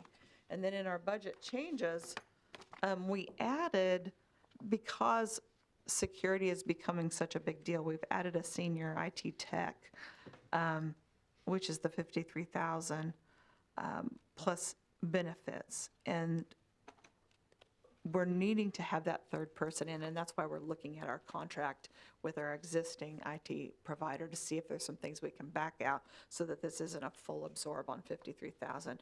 It's just that the need for IT is growing immensely, and I can't stress enough the cybersecurity issues and how we need to be careful about that. And we kind of have our second staffer is really focusing on cybersecurity and really have put a lot of things in place that have helped us in the last year. Stay safe. Yeah. Now, the See multiple, the 50% from general fund? Yeah, I was going to ask, what does that? Because they are spread over the whole city. yeah, So they are partly in water, sewer, and sanitation as well as general. So when you do that, are you just parring them out? We kind of we try to look and see if they're really, So How do you much have, time? do they use a time clock and use a cost code and you par out no. their hours for the period, or do No. you No, just just kind like you something don't that's for kind of- my salary. Right. So It's you just set it as kind of estimate where your time 12% gets for spent. this department, 12% for that? And it was department? kind of figured at the beginning, what do we do? You know, we kind of thought about it, but then we've kept this schedule for several years. And you can always look at the help desk tickets to see a trend of consumption or whatever. Yeah. Right. Utilization.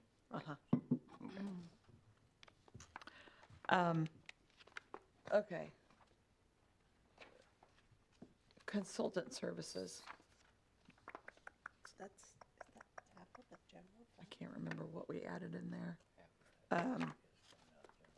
But we had an increase there for another consultant. So that may be external pen testing and stuff like that. Yeah, I can't remember. I don't have my notes here. I knew this would happen without Brenda here. We can get back to you on that one. Do you remember, Donna? I don't remember on that one.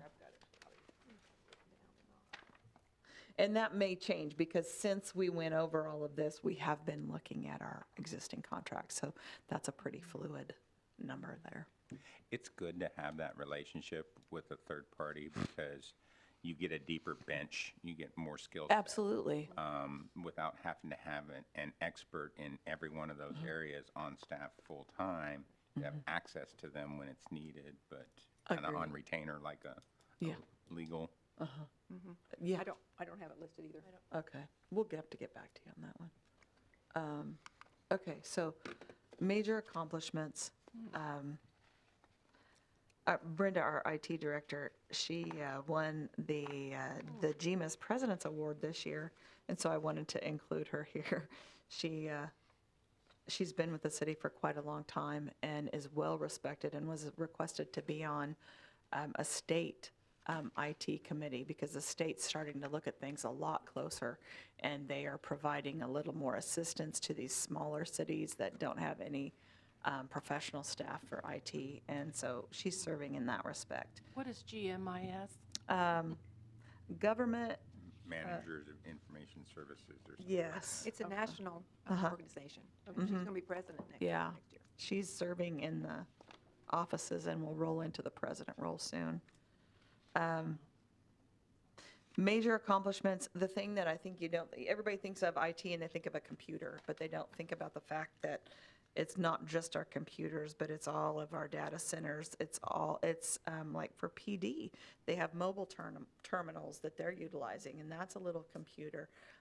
Our traffic signal systems have computers, and we have to, our staff has to talk with Brenda to make sure we're sending things the right direction.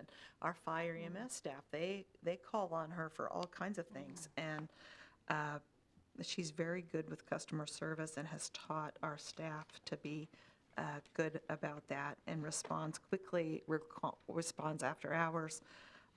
We have been migrating a lot of our software. We're kind of listing all of that here. Our infrastructure upgrades for firewalls and network switches, that's to keep us secure from a cybersecurity standpoint. And we've got some server upgrades that we have done.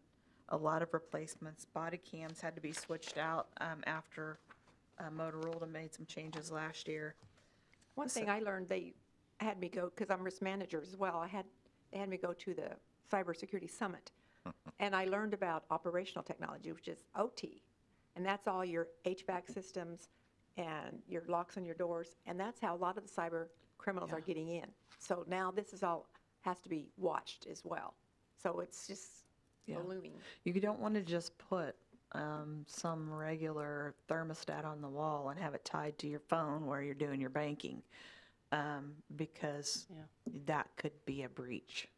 And so we watch those kind of things. Everything has computers in it now, so we're watching that all pretty close. I included this picture along with our major objectives because we have really been hitting hard with all of our users about the cybersecurity issues. But we've upgraded a lot of switches, and they did a lot of training. See, there's a duplication on that slide too. We've done a lot of training and showed the bad actors, and they've tried to make it interesting from an IT perspective with our, when we do our training. And then our measures and metrics, this is just showing a lot of the tickets that are coming through our IT consultant provider and what tickets are brought in by our staff and how those are closed out. This tells us about our software. We've got 72 different software products that are utilized citywide, 210 network users, and then there's 289 devices that are managed by our IT consultant, but then 586 city-managed devices, because remember, every phone is a computer as well. And so all of these things are something that our IT staff are overseeing. Important jobs. Without them, we couldn't get our other jobs done. Next is building maintenance, and I'll remind you that building maintenance to us means there's two different pieces to this. It's custodial services. We have 4 staff people, 2 that provide custodial services for City Hall, the police department, and the service center. Then we also have 2 building maintenance guys that do all kinds of repairs citywide at city facilities, remembering that it's not just the city halls, the fire station, the police department, but we also have the Working House, we have the Meridian Center, we have the golf course, and all of our treatment plants. And there are a lot of things that can go wrong there. So they are providing that routine preventative maintenance from a building standpoint, and they do a lot of troubleshooting. The specialty of our current staff is HVAC. And when Gary Allenbaugh retires, we're probably going to have to shape our staff a little bit different. He's definitely training someone now, but he has a lot of years of expertise. We hired him from the private sector, and so he is doing a lot of special building projects, one of which will be listed here in a minute, that we don't have to hire outside services for. And for instance, the HVAC, the duct work that's going to go in across the street at PD's training facility, our in-house staff are going to do that installation. They also, they did all the curbing and everything on the roof to put in the units that'll be providing for that facility, and they've done a lot of a bunch of the hangars and stuff out at the airport. So we utilize our in-house staff to the skill set that we have hired in for those positions. And then you'll see the expenditures here. There's a jump, and those budget change, just a slight jump here in building maintenance. And this was for zone control valves for HVAC, because with an NRC is another building, library, all of these facilities, the HVAC system is controlled, and we have software that, again, a broken record, but software to be able to operate all of the equipment at these facilities and to tell us when there's a problem and an alarm, so we can send staff out to deal with it. And we had to upgrade all of that software and the controls on these systems here in the last few years, because we had not done upgrades for probably 15 to 20 years, and so it was becoming obsolete. We could not buy controllers. We cabbaged everything off of the old library building to put this building back together with that until we can upgrade. And so we've got some of those upgrades included in this budget, along with replacing of some tile floor in the basement of City Hall, and then increased equipment reserve a few years back. If those of you that have been on the commission for a while remember that building maintenance equipment reserve was tied in with engineering's, and we've pulled it apart so that we can track better building maintenance versus engineering. Operational budgetary challenges, keeping quality staff, and then looking at succession planning is going to be important for us in the upcoming years. Material prices is still a deal. Definitely building equipment is aging at both Meridian Center and the golf course, and so that's going to be probably the focus of some of our staff time here in the next couple of years. Their accomplishments, we've got the major ones listed out here for you. But that TAC, BAC, TAC, the tax system is what controls the HVAC at all of these facilities. And we'll have that completed here in '24, but that's been definitely a focus. And then I definitely lean on Gary some when we're doing other public building improvements. And we kind of will tag team on projects, making sure we're keeping those moving forward, like the building across the street here for police training. But the HVAC stuff, these guys are doing a ton of that work. And every time we have to upgrade lock sets on doors at every facility. I mean, the number of doors in every facility is astronomical, and that takes yet another software program that helps update that lock. If a person leaves, we take their code out and then put a new code in. So just a lot of systems that we have 2 people handling, and they are great staff, both Joe and Gary. Goals and objectives moving forward, finish our automation, continue our general building maintenance and janitorial services. We need to establish a building maintenance equipment reserve for the Meridian Center and the golf course, and we're working on that. Get the HVAC installed across the street and change out a few components here. We're working on some electrical upgrades at the Warkentine House because the knob and tube electrical system that's there is we cannot continue to use that and keep the house. So we've got a contractor that's going to be doing some work there. Are And you allowed to abandon it in place as you pull new copper? we're going to, yeah. Yeah. So lots of exciting projects. They also have a software system that tracks their maintenance tickets. We can submit information, they get put into tickets, and they completed their 275, but they're 285 in 2023. On the building, or building maintenance equipment reserve for Meridian and the golf course, would that be a combined one, or would you be doing separate? You would do separate? They'd be separate. Separate. Okay. Yeah. We have a MER for the golf course itself, but actual little building equipment stuff, they really didn't include that in there, so it's Yeah. its own. I mean, they're thinking fairways and clubhouses. Greens. And I'm thinking HVAC systems and, yeah, that kind of stuff. Yeah. Okay, good. Okay, Be separate, okay. all right. Now, we plan on taking a break. Did you want to finish sanitation since you have a gentleman sitting Well, over that'd here? be great if you'd let me run through Do- yeah, sanitation. let's do it. Would that be We're okay? taking up a lot of his time. He's on the clock. Yeah. You guys, I mean, you know what sanitation does. They're picking up your trash. But they do a lot more than that. And so I do want to focus on that a bit. Definitely their responsibility is to be friendly and pick up municipal solid waste. We have, 7,800 households that we do this for. And we also provide that bulky item pickup. Remember, that is the best deal going. If you are needing something large picked up, you just call if you have, if you're needing your old sofa taken off, and we will take care of that. But the other piece that I've talked to you all about this before, and this is the one, remember I said don't follow the sheets because it duplicated for some reason. The thing that I don't talk about in the budget process, but I have talked to you about on multiple occasions, that the sanitation staff are not just about picking up trash, because they also are picking up trash for all of these community events.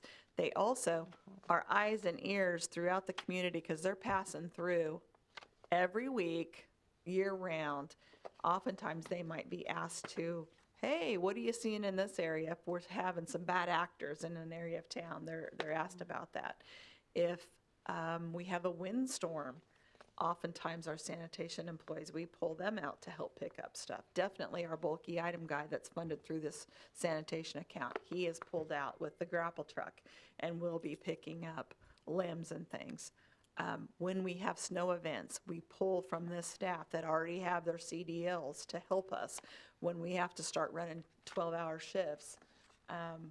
we can pull from this staff to help us do our other duties that are street maintenance related.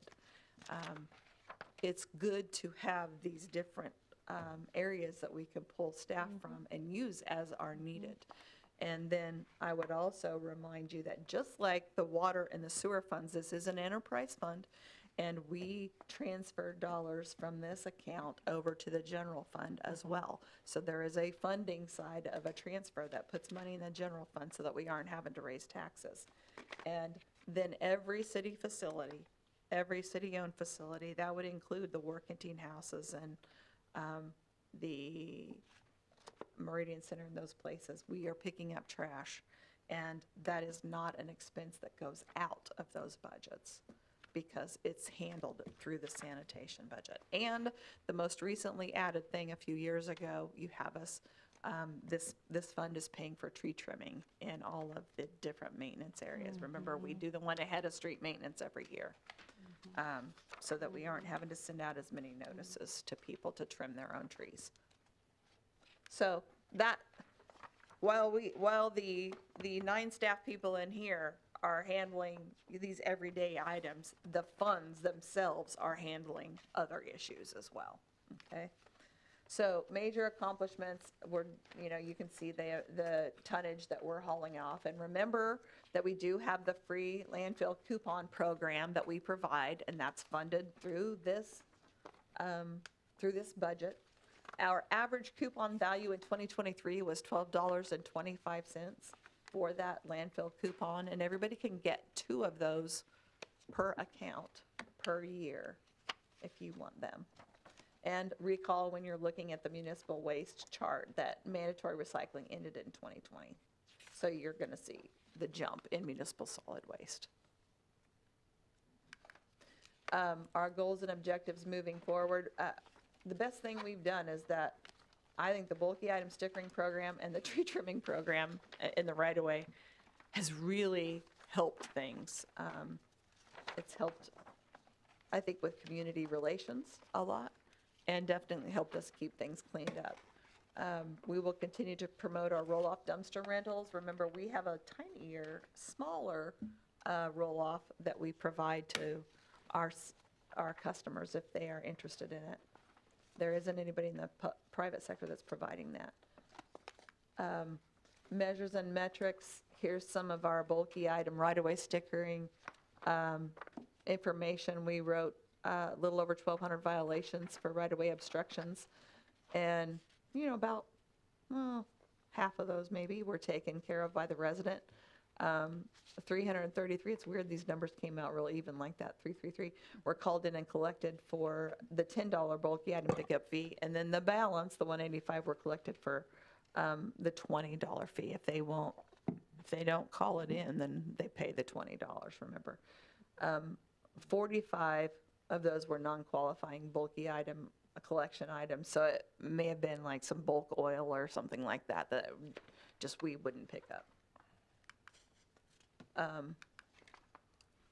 Donna, oh, there, they did it. So challenges, retaining quality staff. We just had one of our longtime drivers retired, but we have filled the position, so making sure they have their CDLs is really important. Tipping fees, we're at the mercy of Harvey County on that, so we have budgeted what we believe fees to be now, and then they typically let us know pretty soon if we think things are going to increase too much so that we can account for that, because that's our big expense here is getting rid of the solid waste. Expenditures, no big issues. I don't know if I even included, oh yeah, fees and commissions. This is that online payment, so that kind of explains the $20,000 increase there. So a portion of that cost gets put to this budget for those online payments. And then printing and publications, we increased the dollar amount in there a little bit because we think we're going to need to do some public education a bit this year and tie that in with the cleanup program, and this is the appropriate place to pay for that out of. So doing some public education and using these dollars for it. And then vehicle repair and maintenance is a little bit higher. I threw this in at the end just so that you have some idea on bulky item pickup. Our revenues our disposal costs, and then program loss is about $3.54. So per pickup. We're charging the $10. If you wanted to increase it, we would recommend, the $14 per pickup. If you want to leave it as is, we ride along how we are, but that's an option for you on the revenue side here. Can you refresh my memory on the free landfill coupon? I know we talked about this, I don't know, a few years ago. It seems like we had this discussion with regard to landlords versus those who actually live in the property. So if you have somebody that has 10 properties or whatever that might be, does he or she have the ability or to get the free land for that if they are cleaning? Who's paying the Yeah. first of all, first you look at who is paying the utility bill, and it's only available to the utility bill customer. Okay. And in the past, we have said that that cost of doing business, if it was just a single-family residential homeowner, they get the ticket, but we were not providing it to those that had multiple properties because it was a ton of stuff that would be brought out. If you want to change that policy, we can do that, but that's how we have handled it. So if a landlord was paying for somebody's a rental, their their trash, all of that, then he or she would be able. They can get the landfill, The free landfill coupon, yes. It was when we were doing the free bulky item pickup, I think is what you're thinking of. Well, I know we had this conversation on, and honestly, I think it was when former Commissioner and Mayor Glenn Davis was here. I don't know, maybe you might remember, Leroy, I think we had a discussion, because Glenn was a landlord too, and I think we were having this discussion about who actually got that coupon, depending on who was paying for. It was I was remembering it as when we had the free bulky item pickup, but maybe it was the landfill coupon. But it's who pays the utility bill that gets it. Okay. I don't know, I think it's done great having the bulky item pickup available for the community. It's helped clean up some of that blight for the people that, wanted to clean it up but didn't know where to send it or anything. The ease of just being able to call and have it show up on your utility bill is kind of nice, so. And it's a very nice service. My daughter is moving out of state. Overland Park does not have anything like this. We had to get rid of things. So it's very nice. It's a very nice service. And, go ahead. I was just going to say, I'm not opposed to considering an increase in that rate, not nominal increase, not anything large. And that fund is doing well. Like I said, that's my favorite fund, usually. So we have not went in the red at all. Okay. So I think we could cover it for a while. Have to keep an eye on it.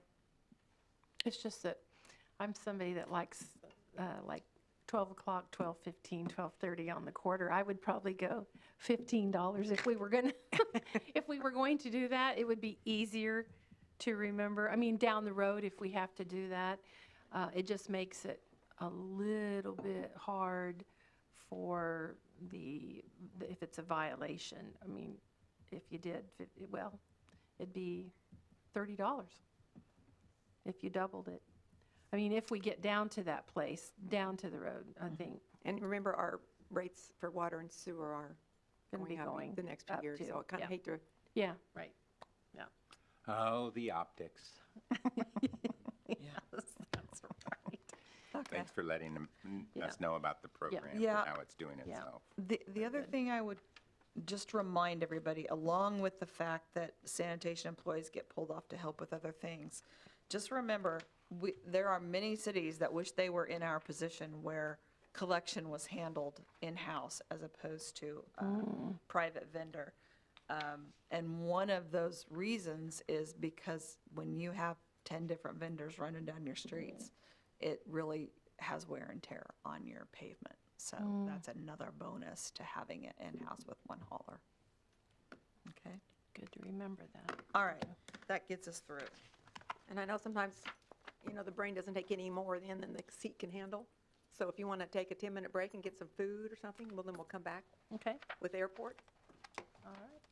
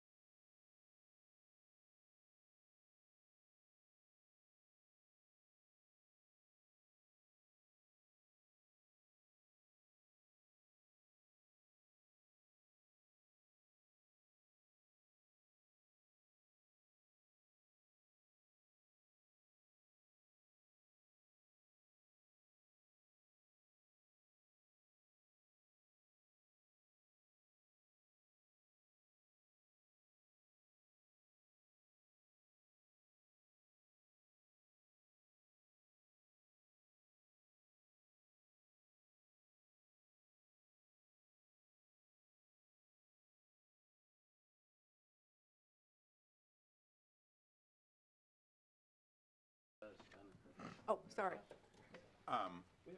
As we come back, Kathy and I were chatting about the Fox Ridge development, and Suzanne had made a statement regarding the plating was done, and that she had felt that they had, almost all of those plats were sold to developers. Builders. Builders. Okay, so it's one developer who's, so It's those, not uncommon he would have multiple builders. okay. And so he, builder A is gonna do, maybe 6 or 7 lots. I don't know the numbers, but typically they'll utilize 2 or 3. Yeah, I hadn't, it just kind of caught us off guard. I erroneously made the assumption that it was a closed builder development, that he was going to build them all the same, and Yeah, they were going to go. I wasn't. that was Oh, news to I me. think they probably will be, he will probably have requirements of what they look like, but he may utilize more than one builder. Okay.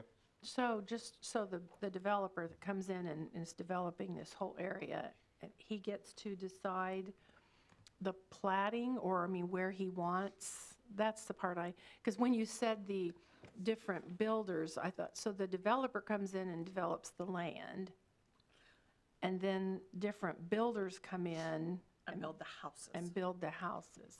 Okay. Yeah. But he gets to decide fit and finish, style. He works I don't know all the what his HOAs. arrangements are. He can do it however he wants, but Okay. typically, He probably Okay. has a document. he's holding he holds the lots around like the drainage area because it has more of an open backyard.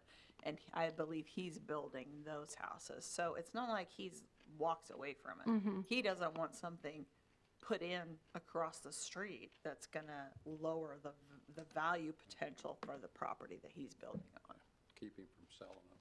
It's typically here in Newton, what we've seen are a cul-de-sac at a time kind of project because the developers just do a few houses at a time. This is how they do it in Wichita, is a whole lot more at once. And we saw the plats. Yeah, you saw the Campground, plat. We saw it You all. bet. We can just And so- visualize, look ahead, kind of what that might look like. Go to a neighborhood in Wichita, it's pretty easy to visualize Yeah, when you do yeah. that. The east half, which is what they're working on now, that's phase 1, it is zoned R3. So it could be it could be single-family duplexes, triplexes, and I think he'll have a mix of both, and of all those, and he's talked about where those would go. So you'll see different looks, but I think they're all gonna be cohesive. Okay. Thank you. As you take all this in, I know you're going to have lots of questions as you go back and look at your notes and stuff like that, and you can't think of it all now. So be sure, we have 2 weeks before the next one. If you have questions on the ones we've talked about, give us a call. Call me or call the department head or Daniela, and we can help you if you have a question. Okay. All right? Thank you. Okay. Airport. We do. We had one till the other day. Right? That's still there. Good morning, Commissioners. As always, it is a pleasure to give you my annual budget update. Let me go with the slide here. So approximately 800 acres the airport sits on. We have 14 corporate hangars, 2 corporate buildings, 84 T hangars now, 5 privately owned businesses on ground leases, 17 pieces of ground equipment, and 3 pieces of snow removal equipment. This has not changed. We are maintaining this. This is our normal level of buildings and staffing. And as far as major responsibilities, this is what we upkeep, what we take care of. The personnel we use to do all of that, obviously, there's me, and then I brought Jeff along as our new operations manager. He took over for Alec Stang. Now, Jeff's a longtime airport personnel. He was our operations supervisor, has been recently promoted to operations manager when Alec Stang was hired as the director of aviation for Hutchinson Regional Airport. So your good people tend to be coveted, so you should be very proud of that. So I have an administrative assistant, Tasha. She started September 11th of last year, and she's our admin finance person. She's fantastic, so that was a good hire. Right now, we currently have 3 line specialists. We are in the process of hiring a 4th one. Hopefully, we are going to start checking references for one. We should start today, actually. We'll notify him this afternoon, and then hopefully can start checking his references. Been a long time coming. We've been working on this for about 4 months now, but hopefully we can get that taken care of. And then we have one building maintenance technician who has been, obviously, on an annual basis, he is fantastic, covers a lot of stuff. He does have HVAC journeyman experience. He also has electrical journeyman experience as well. So very well-rounded as far as his skill set. And of course, was Sunday night at 10:45 was very useful in helping us start our inspections of damage due to the storm. So that was a great addition to, and well worth the money that we spent to add that personnel to the organization. Some of the departmental challenges that never change, we still have 300 acres of grass to mow. The challenge, what I have found is if you want grass to grow, so take this to your house, is wish it not to grow. It grows very well if you wish it not to grow. And so we have to continue to do that, and we'll continue to cut that because it helps with the, I mean, aside from runway taxi lights and all of those things that are blocked by tall grass, it just makes the overall aesthetic of the airport look better when it's cut. And so we'll continue to do that as often as we possibly can. We're on about a 7-day rotation. We get about 7 days, and then we got to start over again. So that's about what it takes us to get all the way through it. But we pretty much from April 15th till about October 15th have mowers running 8 hours a day, 6 to 7 days a week. So it's an ongoing process. We still have about 1.4 million square feet of runway and taxiway to maintain. Looks like we may start a airport improvement project or capital improvement project with money that we received through the basic infrastructure law, through the FAA, federal government, as well as some state apportionment to rebuild, reconstruct runway 826, which is our crosswind runway. So we should be starting a project on that, and that could be a full reconstruct, which would be, well, will be a full reconstruct, and is a significant coup for the airport, for the city of Newton, because to get a crosswind runway fully reconstructed and potentially even put instrument approach on it is not an insignificant task. So that's great for us, and will certainly help improve the airport usage as well as new people coming in to use the airport. We have 19 buildings out there that we're responsible for. Average age keeps going up every year. Now we're at about almost 25 years old. So that's an ongoing challenge. One of the buildings, J, is currently missing the northwest corner. We'll work on that. That's new since I published these slides.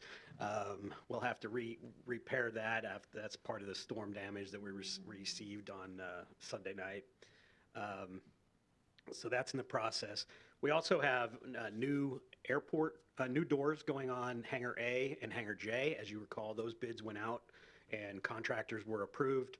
And so now we're just waiting for, spoke with XCAT Construction last Thursday. They're just waiting for the delivery of the doors.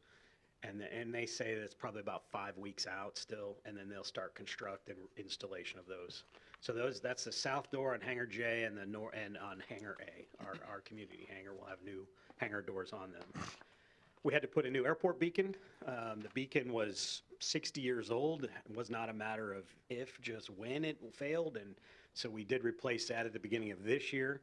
And we did also need to update our ground power unit, which was a piece of rolling stock that we use to power aircraft when they're not under their own power. And ours was fantastic, but it was also about 60 years old. And so that had to be replaced as well. As I mentioned, airport improvement projects, your county CIP stuff, those doors, the agreement we have with the county to help with some of that infrastructure stuff, those were the doors that we're talking about. We'll also have paint, potentially new roof as well. And as those things come up, we'll come to you with those items, just like we did with the doors.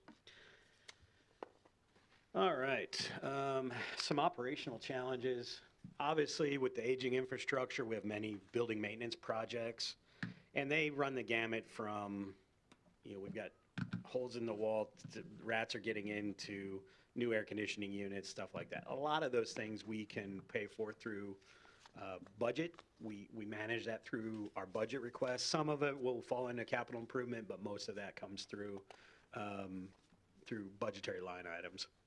Staffing changes, obviously, we're always in flux.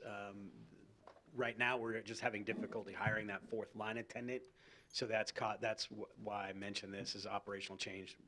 We always like to get new people that fit in with the team, and when they don't fit in with the team, that creates a challenge. Knock on wood, so far so good. We believe the person we're going to start checking references on will also fit in well with the team, but we'll see. We'll see. And then, of course, environmental and regulatory changes. We're constantly getting new changes to our underground storage tanks and those requirements, what we have to do to test them, what we have to do to maintain them, all of those things. And so that's ever changing. Every year, EPA and KDHE comes up with a new test that we have to do on our underground storage tanks. And so we're doing everything we can to keep up with those. It's a reminder to me that maybe I'm in the wrong business, because every time they have a new test, then you have to bring in the one person in the state that's qualified to do the test, and they can charge whatever they want. So we're just kind of at the mercy of those contractors that do that work. 2023 accomplishments. We did complete a couple of major airport beautification projects. We're in the process. We finished painting Hangar G, and which was a Webco, which was a long time looking, and we've got their building behind it, H, that needs to be painted as well. That'll be part of this year's projects, but it's kind of just to make things look nice. We want things to look nice. You know, that's the first impression that everybody has when they come on the field. And if you drive on the field from the south end, you see Park Aerospace, you're like, wow, this is fantastic, this is great. And then you drive north and you're like, what happened? So right now we're claiming storm damage, but actually storm damage was all on the south end, but nobody needs to know that. We have completed our airport fleet overhaul. At some point in the near future, I suspect we'll be in need of a new jet truck. But right now it's operational. We are putting more maintenance into it than in the past, so we are starting to see a trend that we might have to look at. That is a very expensive truck, upwards in the $200,000 to $300,000 price range. So we might be used. The new one we get, or the newer one we get, will be used. But we'll manage that as we go along. We do have some money in our municipal equipment reserves to cover that. So hopefully we'll be able to find what we're looking for. Airfield maintenance projects, there were too many to list, but air conditioning units, hangar doors, bathrooms, I mean, we run the gamut of the type of maintenance projects that get done on an annual basis. And fortunately, we've been able to do a lot of those in-house because we have the maintenance staff to do it.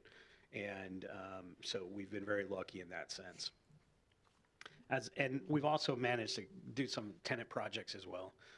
The other maintenance projects that we do on the field are lighting, runway lighting. We have to replace all that. We have to, anytime it's damaged, we have to take care of those things. Inspections. We do some like runway maintenance, that kind of stuff. Most of it's like vegetation control, things like that. All right, objectives for this year. We do have a tenant parking lot that we need to try and replace. It's gravel, it's dirt right now. We would like to turn it to concrete. That will be part of a capital improvement project. There's a couple of capital improvement funds that we have out at the airport. There's one that we do transfers to that's specific for stuff like this, the runway or the parking lot project. Then there's the capital improvement fund that we talk about that we co-own with the county. And then of course there's Suzanne's capital improvement fund and the airport improvement fund and all that. So there's three different kind of pots of money, if you will, that we kind of pull all these things out of. So some of these things are paid for from a line item that we do transfers to from the airport budget to the airport capital improvement fund as well. And so I believe that potentially the tenant parking lot project will come out of that. Electrical project, we've had this on the books for several years. We're trying to coordinate with the tenant because we have to shut their power down to replace their box. their electrical panel. And we are leaving it up to the tenant to decide when would be best for them to shut their power down for a day so that we can install this box. That would require them not to be able to do business for that day. Typically, we're going to have to call in an electrical company to do all of this. They don't typically work on weekends, so there's the challenge. And this has been on the project list for every bit of 2 years, if not longer at this point. We have all the equipment, we're ready to do it, we're waiting on the tenant to make a decision. We are in the process also of restoring all of our airport signs. If those of you that have been out at the airport, you remember the big blue signs we have all along the ways. We are updating those, making sure the information on them is correct, as well as painting them and making them look aesthetically better as well. They were kind of faded, and we just want to take care of those. And again, of course, we'll continue with our airport capital improvement program. As I mentioned, we are replacing the hangar door on A, and we are replacing a hangar door on J.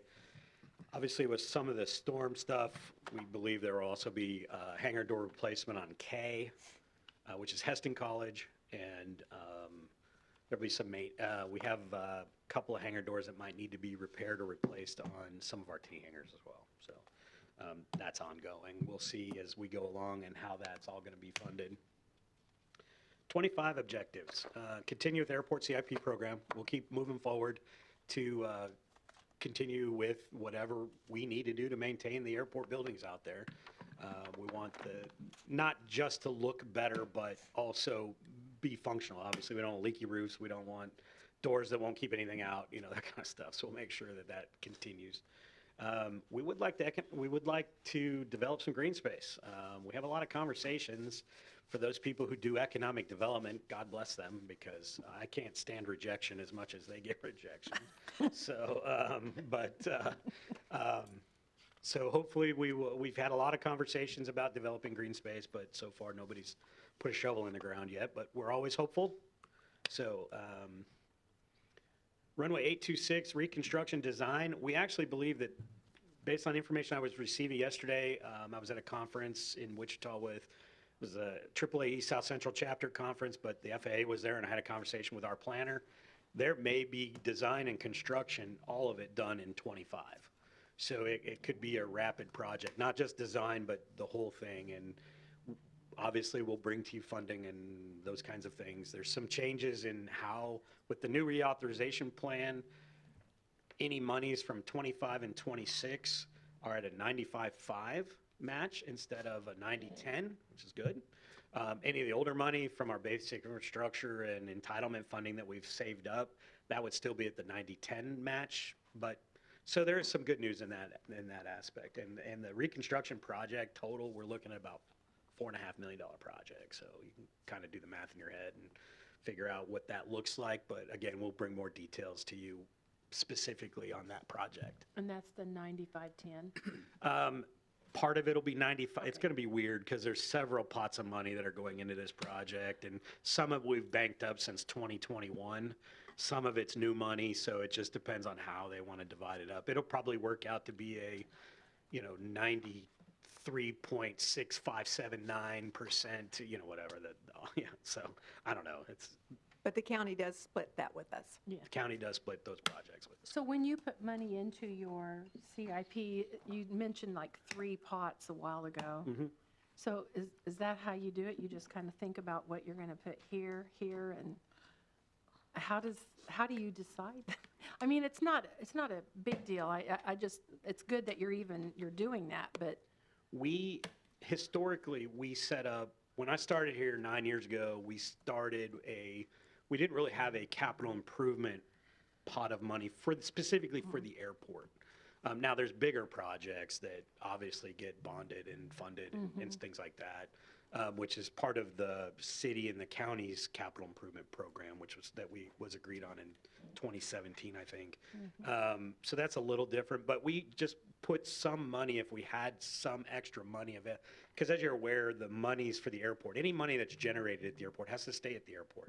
It can't go back to the general fund. It can't do any of that. So we put it into an airport fund, which kind of covers our if there's any years that we have more expenditures than revenue, then we can dip into that airport fund to cover that, so I don't have to come to you and ask for tax dollars to do that. And then part of that also not only went into the airport fund, but then we created this capital improvement fund. And so if there's monies left over, we'd put it in that, so that we had it in case we needed to do projects. And we've used some of it in the past we had to replace we had to remodel and replace an entire bathroom in a building because it was leaking and the back walls were bad, and so we tore the bathroom out, replaced it. Some of those projects come from that fund. You know, there's by no means is there millions of dollars in this fund. In fact, there's probably not even hundreds of thousands of dollars in this fund. So it's just some of it to help offset maybe some of the money that we don't have to pull out of the operating funds to manage. And so that's where some of that comes from. But to be honest, there's no specific formula that says, okay, we're going to put $50,000 a year into that fund. It's kind of what we have left. We put in that, and we do put some in the airport fund and then some in the capital improvement fund. So Okay. I wish I could give you a more specific answer. Oh, on that, no, but that's kind of where we're at. And then we also have a bunch of airport ramps that need to be rehabbed, and so we'll start looking at those as well.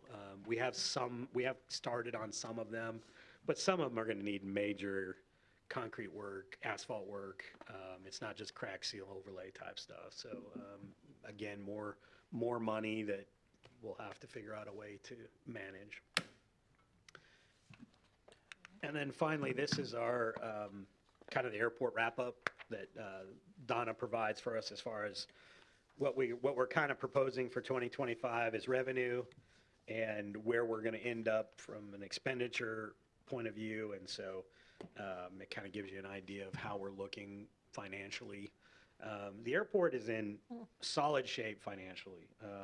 Right now, our revenues do exceed our expenditures, and we have kind of turned the corner in the sense that we were so dependent on fuel sales to make our budget that it took a while to kind of turn that truck around, so to speak. And now we've got our leasing rates are set better, escalation clauses in our lease rates and things of that nature to help increase revenue while we're increasing our costs on a year-to-year basis.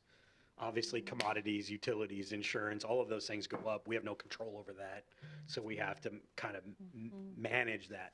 The other thing that's been very helpful with the airport is our debt. A lot of our airport debt has been reduced over the last several years, and so that has helped change the tide a little bit to our revenue expenditure costs as well. You'll see this year, or in '25, one of the $90,000 debt payments is gone. So he just has a $16,000 debt payment in '25. So that's where it goes from 161 to 77,000. So that's real good for his cash flow. Very good. And you'll remember that the airport puts in 90,000 annually for revenues, and then we have to match that. But we usually put in $1 million, and we're putting in about 102,000 with the motor vehicle tax and stuff that comes in. So we're putting a little bit more in than the county does each year. And I think it's important to point out too, and I try to make this, to tell the story, I always say this to the county commissioners as well, that not only do we co-own the airport, but because we are city employees, we have IT support, we have HR support, we have legal support, we have public works support, that because we're employees, we get that support. We don't generally pay for that support as a general rule. It's just part of being part of the city. Whereas the county, they cut a check, that's it. And God bless them for doing that, but we got to kind of make sure they understand the story as we go along too. And I think they do. I think they get it. But sometimes you hear, well, we pay half the bills out there. Sometimes you kind of, we got to tell that story a little differently, make sure they fully understand what's happening out there. But we do appreciate the support that the city gives us. We do appreciate the support the county gives us. But I think I am appreciative of the fact that we are city employees and that we get that support as well. So, because we couldn't do what we do without Donna and her staff, without Chris and his staff, certainly without Suzanne and her staff. It makes it all work better because of it. So we do appreciate that.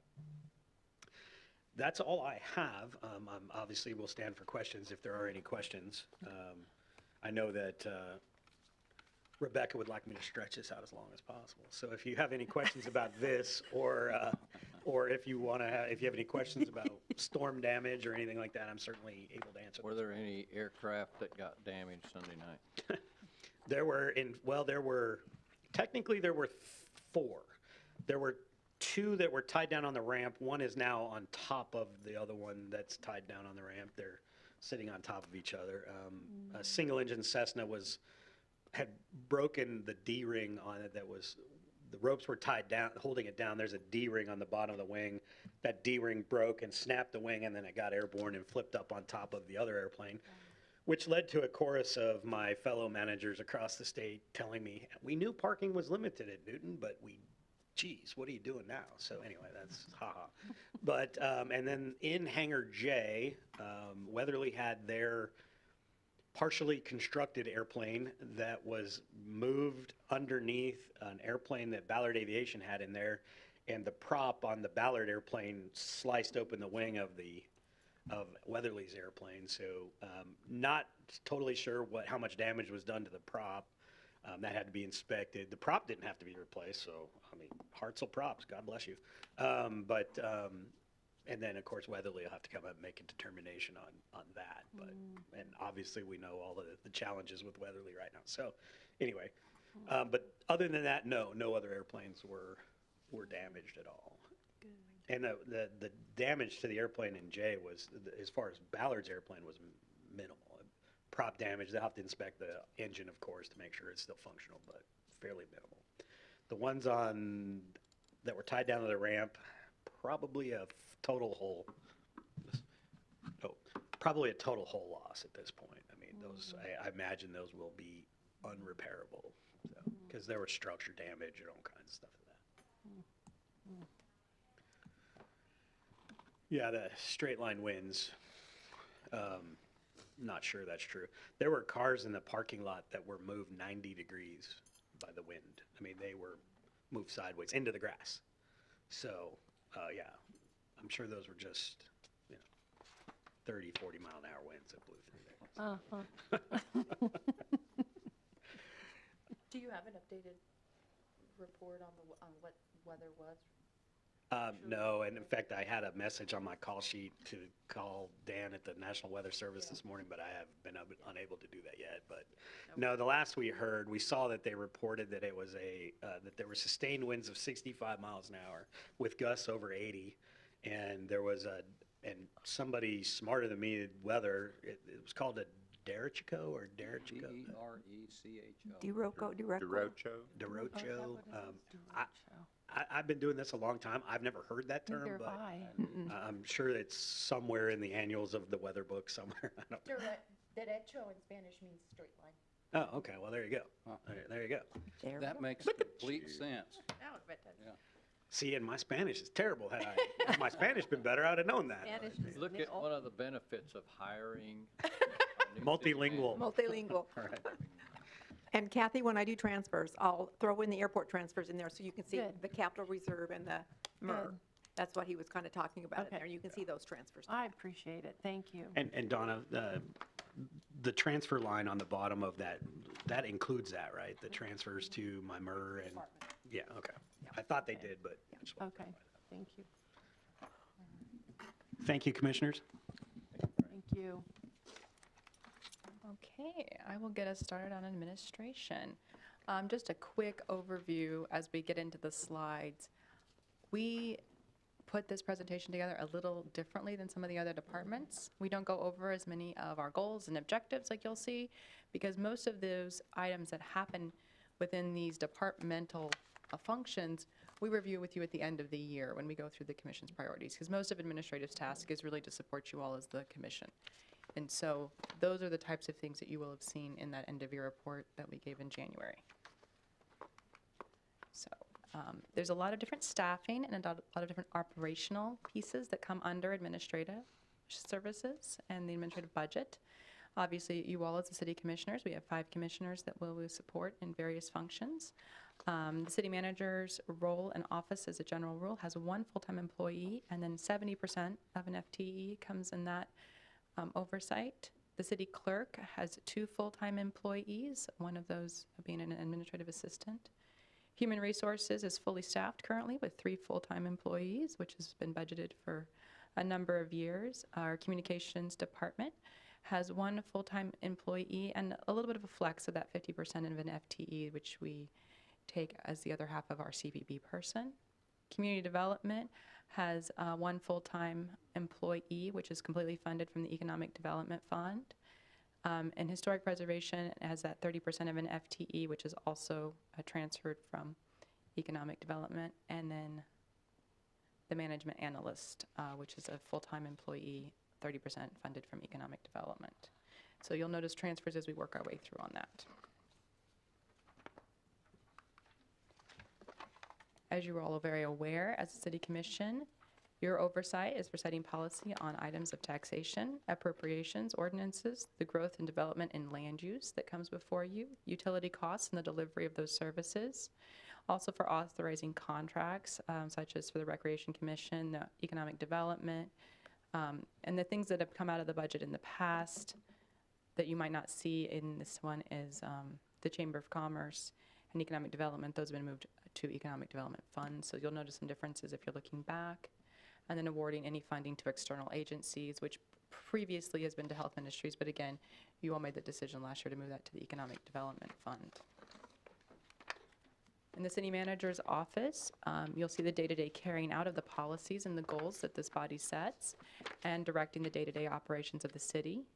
She's also responsible for hiring and firing any personnel, ensuring the effective and efficient delivery of all city services, assisting the finance staff with the preparation and monitoring the budget, which we are currently enjoying, and then obviously recommending any policies and programs to you all as the city commissioners, and serving as your representative in various arenas.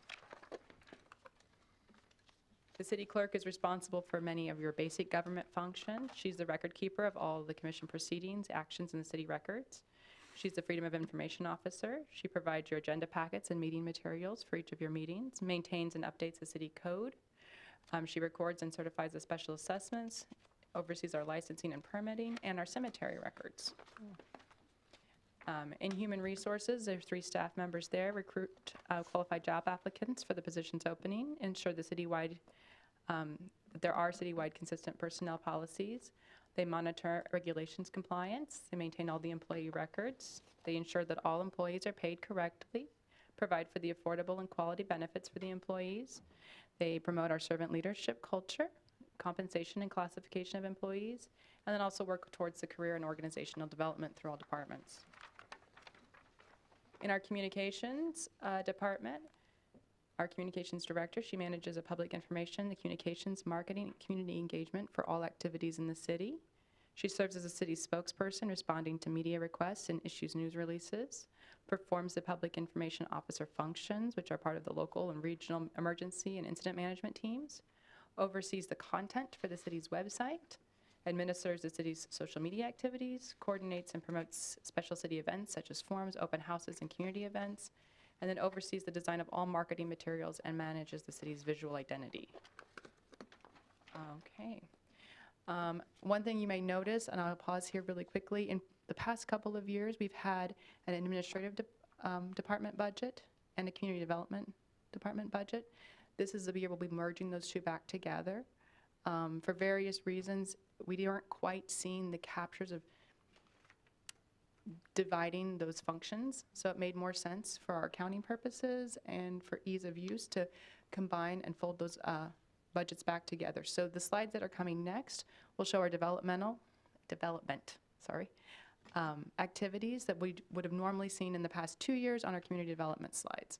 So again, just to give you a little bit of a heads up. Usually when I present to you the development work that is being done in the city, we take over in focus areas. So the first is what we do community-wide. So we provide technical assistance to lots of different stakeholders, applicants, developers, citizens, historic preservation issues, tax credits, land use, zoning, subdivision regulations, city codes. If somebody comes to us, whether it's an individual homeowner, a large developer, we try to work with them as best as possible to provide them the technical assistance so they can understand what's available to them and how to best utilize our rules and regulations. We oversee and help execute the strategic development plans for housing, downtown redevelopment, and comprehensive planning. Staffing and implementing the goals and the objectives of the Community Development Commission. Staffing and implementing the goals of the Newton Land Bank, Main Street Newton, and things that come through those that we've seen a lot is a community survey with the Main Street businesses, working on an annual impact report and a unified work plan for those downtown business goals. Another prong of development that we've been focusing on is residential development. So recruiting of and the development of various housing products at multiple price points, whether that's single family, multifamily, or senior living. Working on those incentive policies that have come before you in the past couple of years, whether it's moderate income housing grants, RHIDs for new construction, or low income housing tax credit applications. And then we have our revitalization efforts that you've been seeing through the community, whether that's the neighborhood revitalization program, which has been in place since 1998, or the sidewalk partnership that reimburses those who fix their out of compliant sidewalks, or we've worked in old CDBG funds to help with our weatherization program where we're rebating $1,000 for paint or guttering. And then, of course, we have offered, it has not been completed yet, RHID for downtown and upper story development. But that is something we have that conversation with every time a developer or potential revitalization project comes to us. The third prong in our development strategy is for commercial development. This is to that recruitment and developing of various businesses, including what the community needs and is desiring, looking for an attractive mix of projects that affords our community growth. That applies and manages any various grants. You might remember that during COVID, we did manage a small CDBG grant to help our local downtown business owners. So that is the type of thing. On recruitment of hotels has been at the top of the list. And the revitalization of the commercial properties, that's where we can utilize the incentives of that neighborhood revitalization program. They can utilize that sidewalk partnership for downtown and those commercial buildings as well. And then, of course, our endorsement of the Main Street program. In the fourth piece of development would be industrial development. So that's the recruitment and development of those industrial areas in town in coordination with the Harvey County Economic Development team. That would be the Newton Industrial Park, the Kansas Logistics Park, those airport properties and airport adjacent properties that your aviation director just mentioned, liaising with the developer and the agents as needed, and sometimes that's outside agents that we've utilized to promote land sales, facilitating those site visits and the engineering requests through our Engineering and Public Works office, and then also assisting in applying for various grants or seeking other funding to help make a project work. So again, as I mentioned right before we got to those, that we're bringing back the community development, revitalization, and those preservation efforts back into the administrative budget. So you'll see some changes that reflect that. We are maintaining the current staffing. The compensation line reflects the absorption of the community development items and the pass-through of the funding from that economic development funds. So if you look back through your last year's things and you're trying to make the numbers, I did this 3 times, it's because we had, after we presented, this body chose to reimburse those economic development lines through the Economic Development Fund. And so you'll notice that that's the difference there. It allows for reasonable increases in commodity costs. One of the most notable increases that you're going to see in the budget lines is for those insurance premiums, like Donna had mentioned. Administration, because it oversees the entirety of the organization as a whole, ends up picking up a lot of those insurance costs for things that don't fit in other departments. So those costs kind of weigh a little heavier on us. However, when we talk about retiring debt service, we're very proud to say that we had the removal of that funding for that golf course debt service. As currently the way the fund sits, it can fulfill all of the needed obligations. So 1 more year. Donna? Yes. Keep that TV there for me. Sorry. And that payment goes away, was it December of '25? I believe it's, does Donna? Next year. 25. Yes, we have the payment coming out this year, and then it is 25, right? And there's enough in the reserve to finish that last payment. Finish it? That's cool. Yeah, we're done. That's why we did have, oh, and that one's going next. But it turns off when I touch it. Sorry. We'll get it back on. Okay. So here is the numbers for you on those department expenditures. You will notice, again, in that personnel services line, that the proposed personnel services has seen a bit of an increase. But again, that's taking the community development and those efforts, putting them in, and then allowing for our usual 5% increase, which allows for a 3% merit increase and then our cost of living. The contractual services line is fairly in sync with what we had for the adopted 2024 budget. Again, we had a lot more additions that got added through that time, and also combining both of the community development and the administration. So you're going to see differences from that actual 2023 there. And then the commodities and supplies. Just a little bit extra in capital outlay. We have some things around City Hall that are needing to be replaced that are capital requirements. Most of the things inside City Hall are about 20, 25 years old. So we're trying to set aside a little bit of money as they hit the end of their usable life, so we can start replacing them slowly instead of being hit with them all at one time. And you notice the transfers went down. Yeah. I did include an extra 100,000 in the MER for the golf course. So in 25, it will have 200 instead of the 100, because we had talked about that when that fell off. We yes. would help them a little bit do that. Need to really focus on that. Yeah. I would stand for any questions on that budget.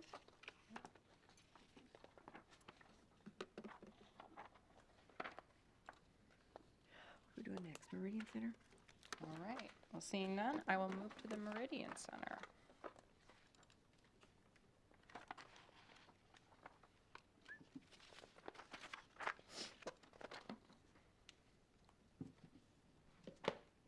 Okay. Quick overview for 2023. We had a total of 138 events held at the Meridian Center in 2023, bringing in total revenues of $379,000. A little additional. This was a little bit down from our revenue in 2022 of $446,000. Some events were lost due to those lack of hotel rooms that we talked about, due to the temporary shift in the industry using the long-term stays. We do know that when we came to this body in October for one of the larger hotels in town to finish their renovations and their incentives, they did agree to limit their number of long-term stays, and so far they have been reporting that they have been holding very consistent to that and not engaging in long-term stay activity. So we are excited and hopeful that we will have plenty of rooms available moving forward.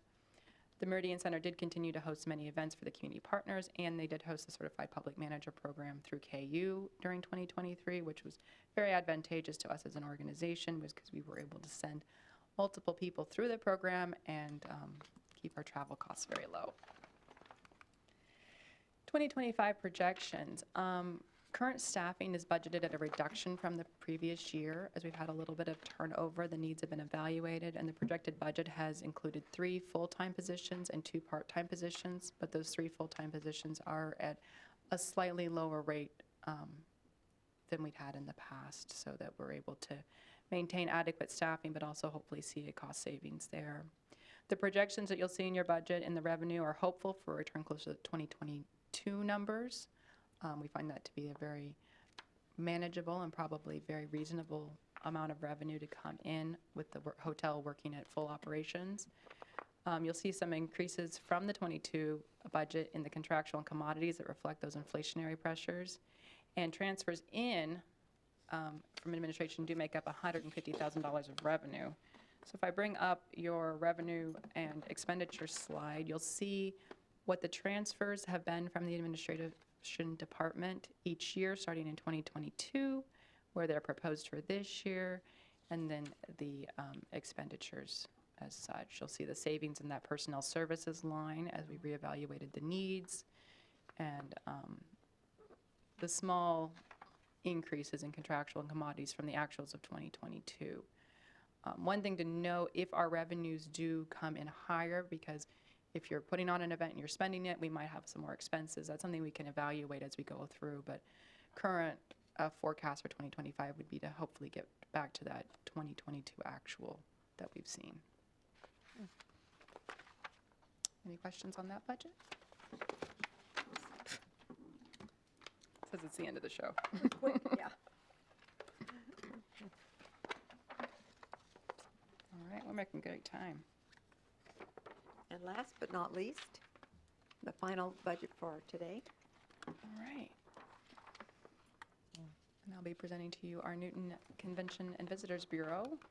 So a quick overview. The Newton CVB is funded through the transient guest tax, as you well know. And due to that unpredictability in revenue post-COVID, the staffing is held at that 50% of the full-time equivalent. That other 50%, like I mentioned, assists more in a communications, general administration role, helping us with those items. The budget savings is continually looked for in leveraging partnerships, applying for grants, or finding low-cost options. The current proposed budget had increases in marketing and a small downtown concert series that was promoted and requested for, and some continuing education, as our current staff member is fairly new, and we always try to make sure that they're up to speed and fully trained in the role. I'm going to go through our 2024 objectives and accomplishments, but this is really 2023's for some of these pieces. So in 2023, we applied for and were awarded the National Trust for Historic Preservation grant to fund the digital walking tour. That has debuted, and it's very, very exciting. It was a great partnership effort where we took a small $5,000 grant and were able to create a tourist interested item using the staffing at the Historical Museum to do the legwork. In 2023, there was also the completion of the pocket-sized walking and biking maps, which hopefully you've been seeing around town. That was also funded through a tourism grant through the state of Kansas that had only a 20% match. So again, trying to leverage those funds wherever possible. The CVB has been continuing to award promotional funding to local events. So through some of the restructuring in the past 2 years, there's an application. If an event wants funding, they can apply. Then they go through a matrix, and the event gets scored. They're trying to use those dollars for the best possible way in the most transparent way possible. So when events come to the CVB asking for sponsorship, we can be awarding it in a clear and fair manner and have some sort of a matrix, a data plan to back that up about how we're spending those dollars. Continued work is to maintain and enhance Newton's presence in the state, regional travel guides, and websites. So that's where a lot of legwork and marketing comes in, and where we try to utilize some of the same design work over and over again to get that coherent branding. Really trying to coordinate with the Choose Newton branding and marketing efforts. Our communications director has done an amazing job of working through a lot of that and helping lead us in this effort, but we're try to use this position to make sure it's coordinated and that we keep that consistent, coherent branding. And then including in our CVB efforts, we know that our downtown is one of our largest tourist destinations. We've run numbers multiple times. Most of our large events happen downtown. It tends to be quite a draw for us. So making sure that in the CVB work plan, we include those Main Street activities. Now, because we're using a single person, that's a pretty easy overlap. We want to make sure that it's actually written in the work plans to capture that. Looking forward to 2025 and even a little bit of 2024, again, we're going to continue to promote those local resources and venues. We're going to continue to partner with agritourism. This has been something that the state has given our CVB office. They have identified certain operations in agritourism already, and we are the designated place for those, even some of them that are outside of our county. But we're seeing this as a great opportunity to grow and create packages and day trips and market those opportunities to come to Newton and experience this kind of more rural, small town life when you can package it onto a piece of agritourism, which is one of our larger growing trends. They will continue to work and partner with the hotels to maintain those partnerships, which again funds this through the transient guest tax. There's continued need to provide that consistent and coordinated to the promotion of events. We want to make sure that something's happening in Newton, everyone knows about it, and they've heard about it through multiple media streams. We continue to gather data and metrics to aid in the best use of that promotional funding. So that goes back to whether we're offering our funding for local events or if we're trying to promote a certain event in town. We want to be able to revisit that with metrics and see if we got the best bang for our buck.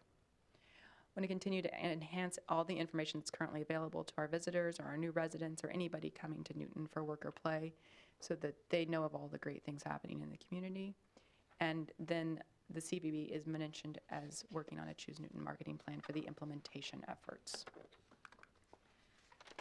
Here is your revenue and expenditures. The revenues are what we get in through that transient guest tax fund. You'll notice that proposed 2025 are a little lower than we did in an adopted 2024, and even a little lower than our actuals for 2022.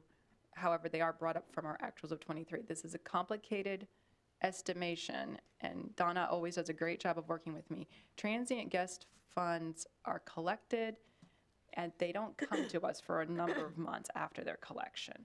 So we're always trying to get a good feel on where the market sits.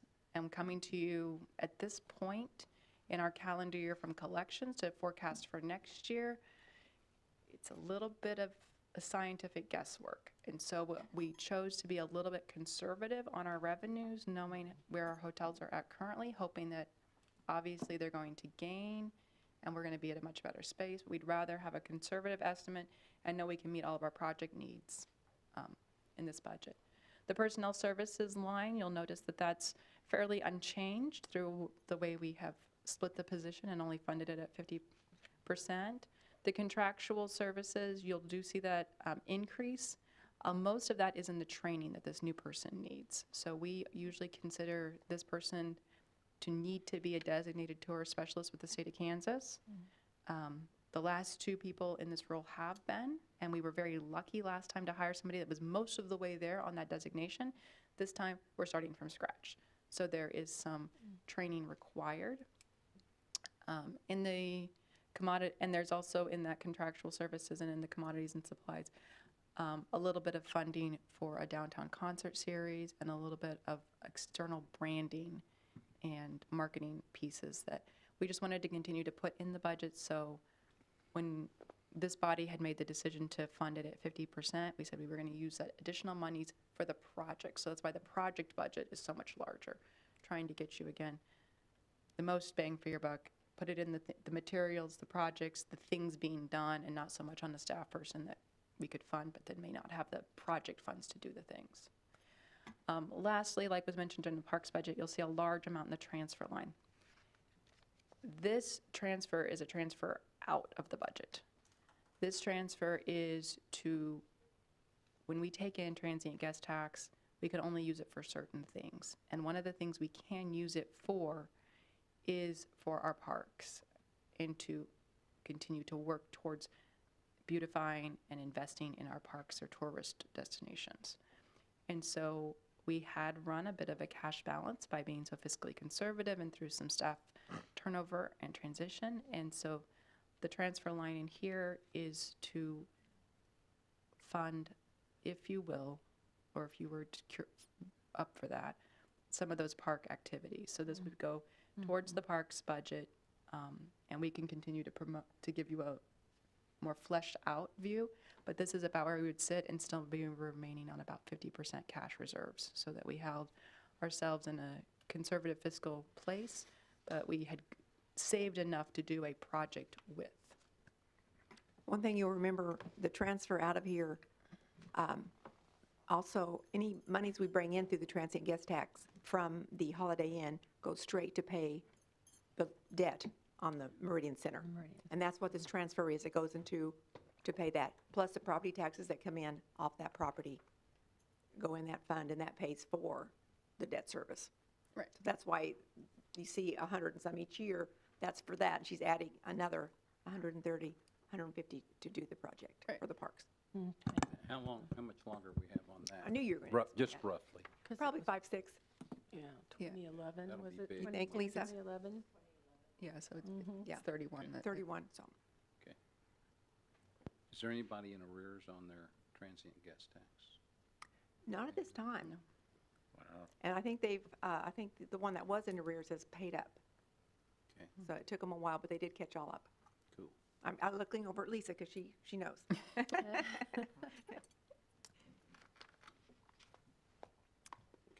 Is there any other questions you might have? Yeah, just to go back really quickly on the city manager, and then there's a 70%, the 70-30%.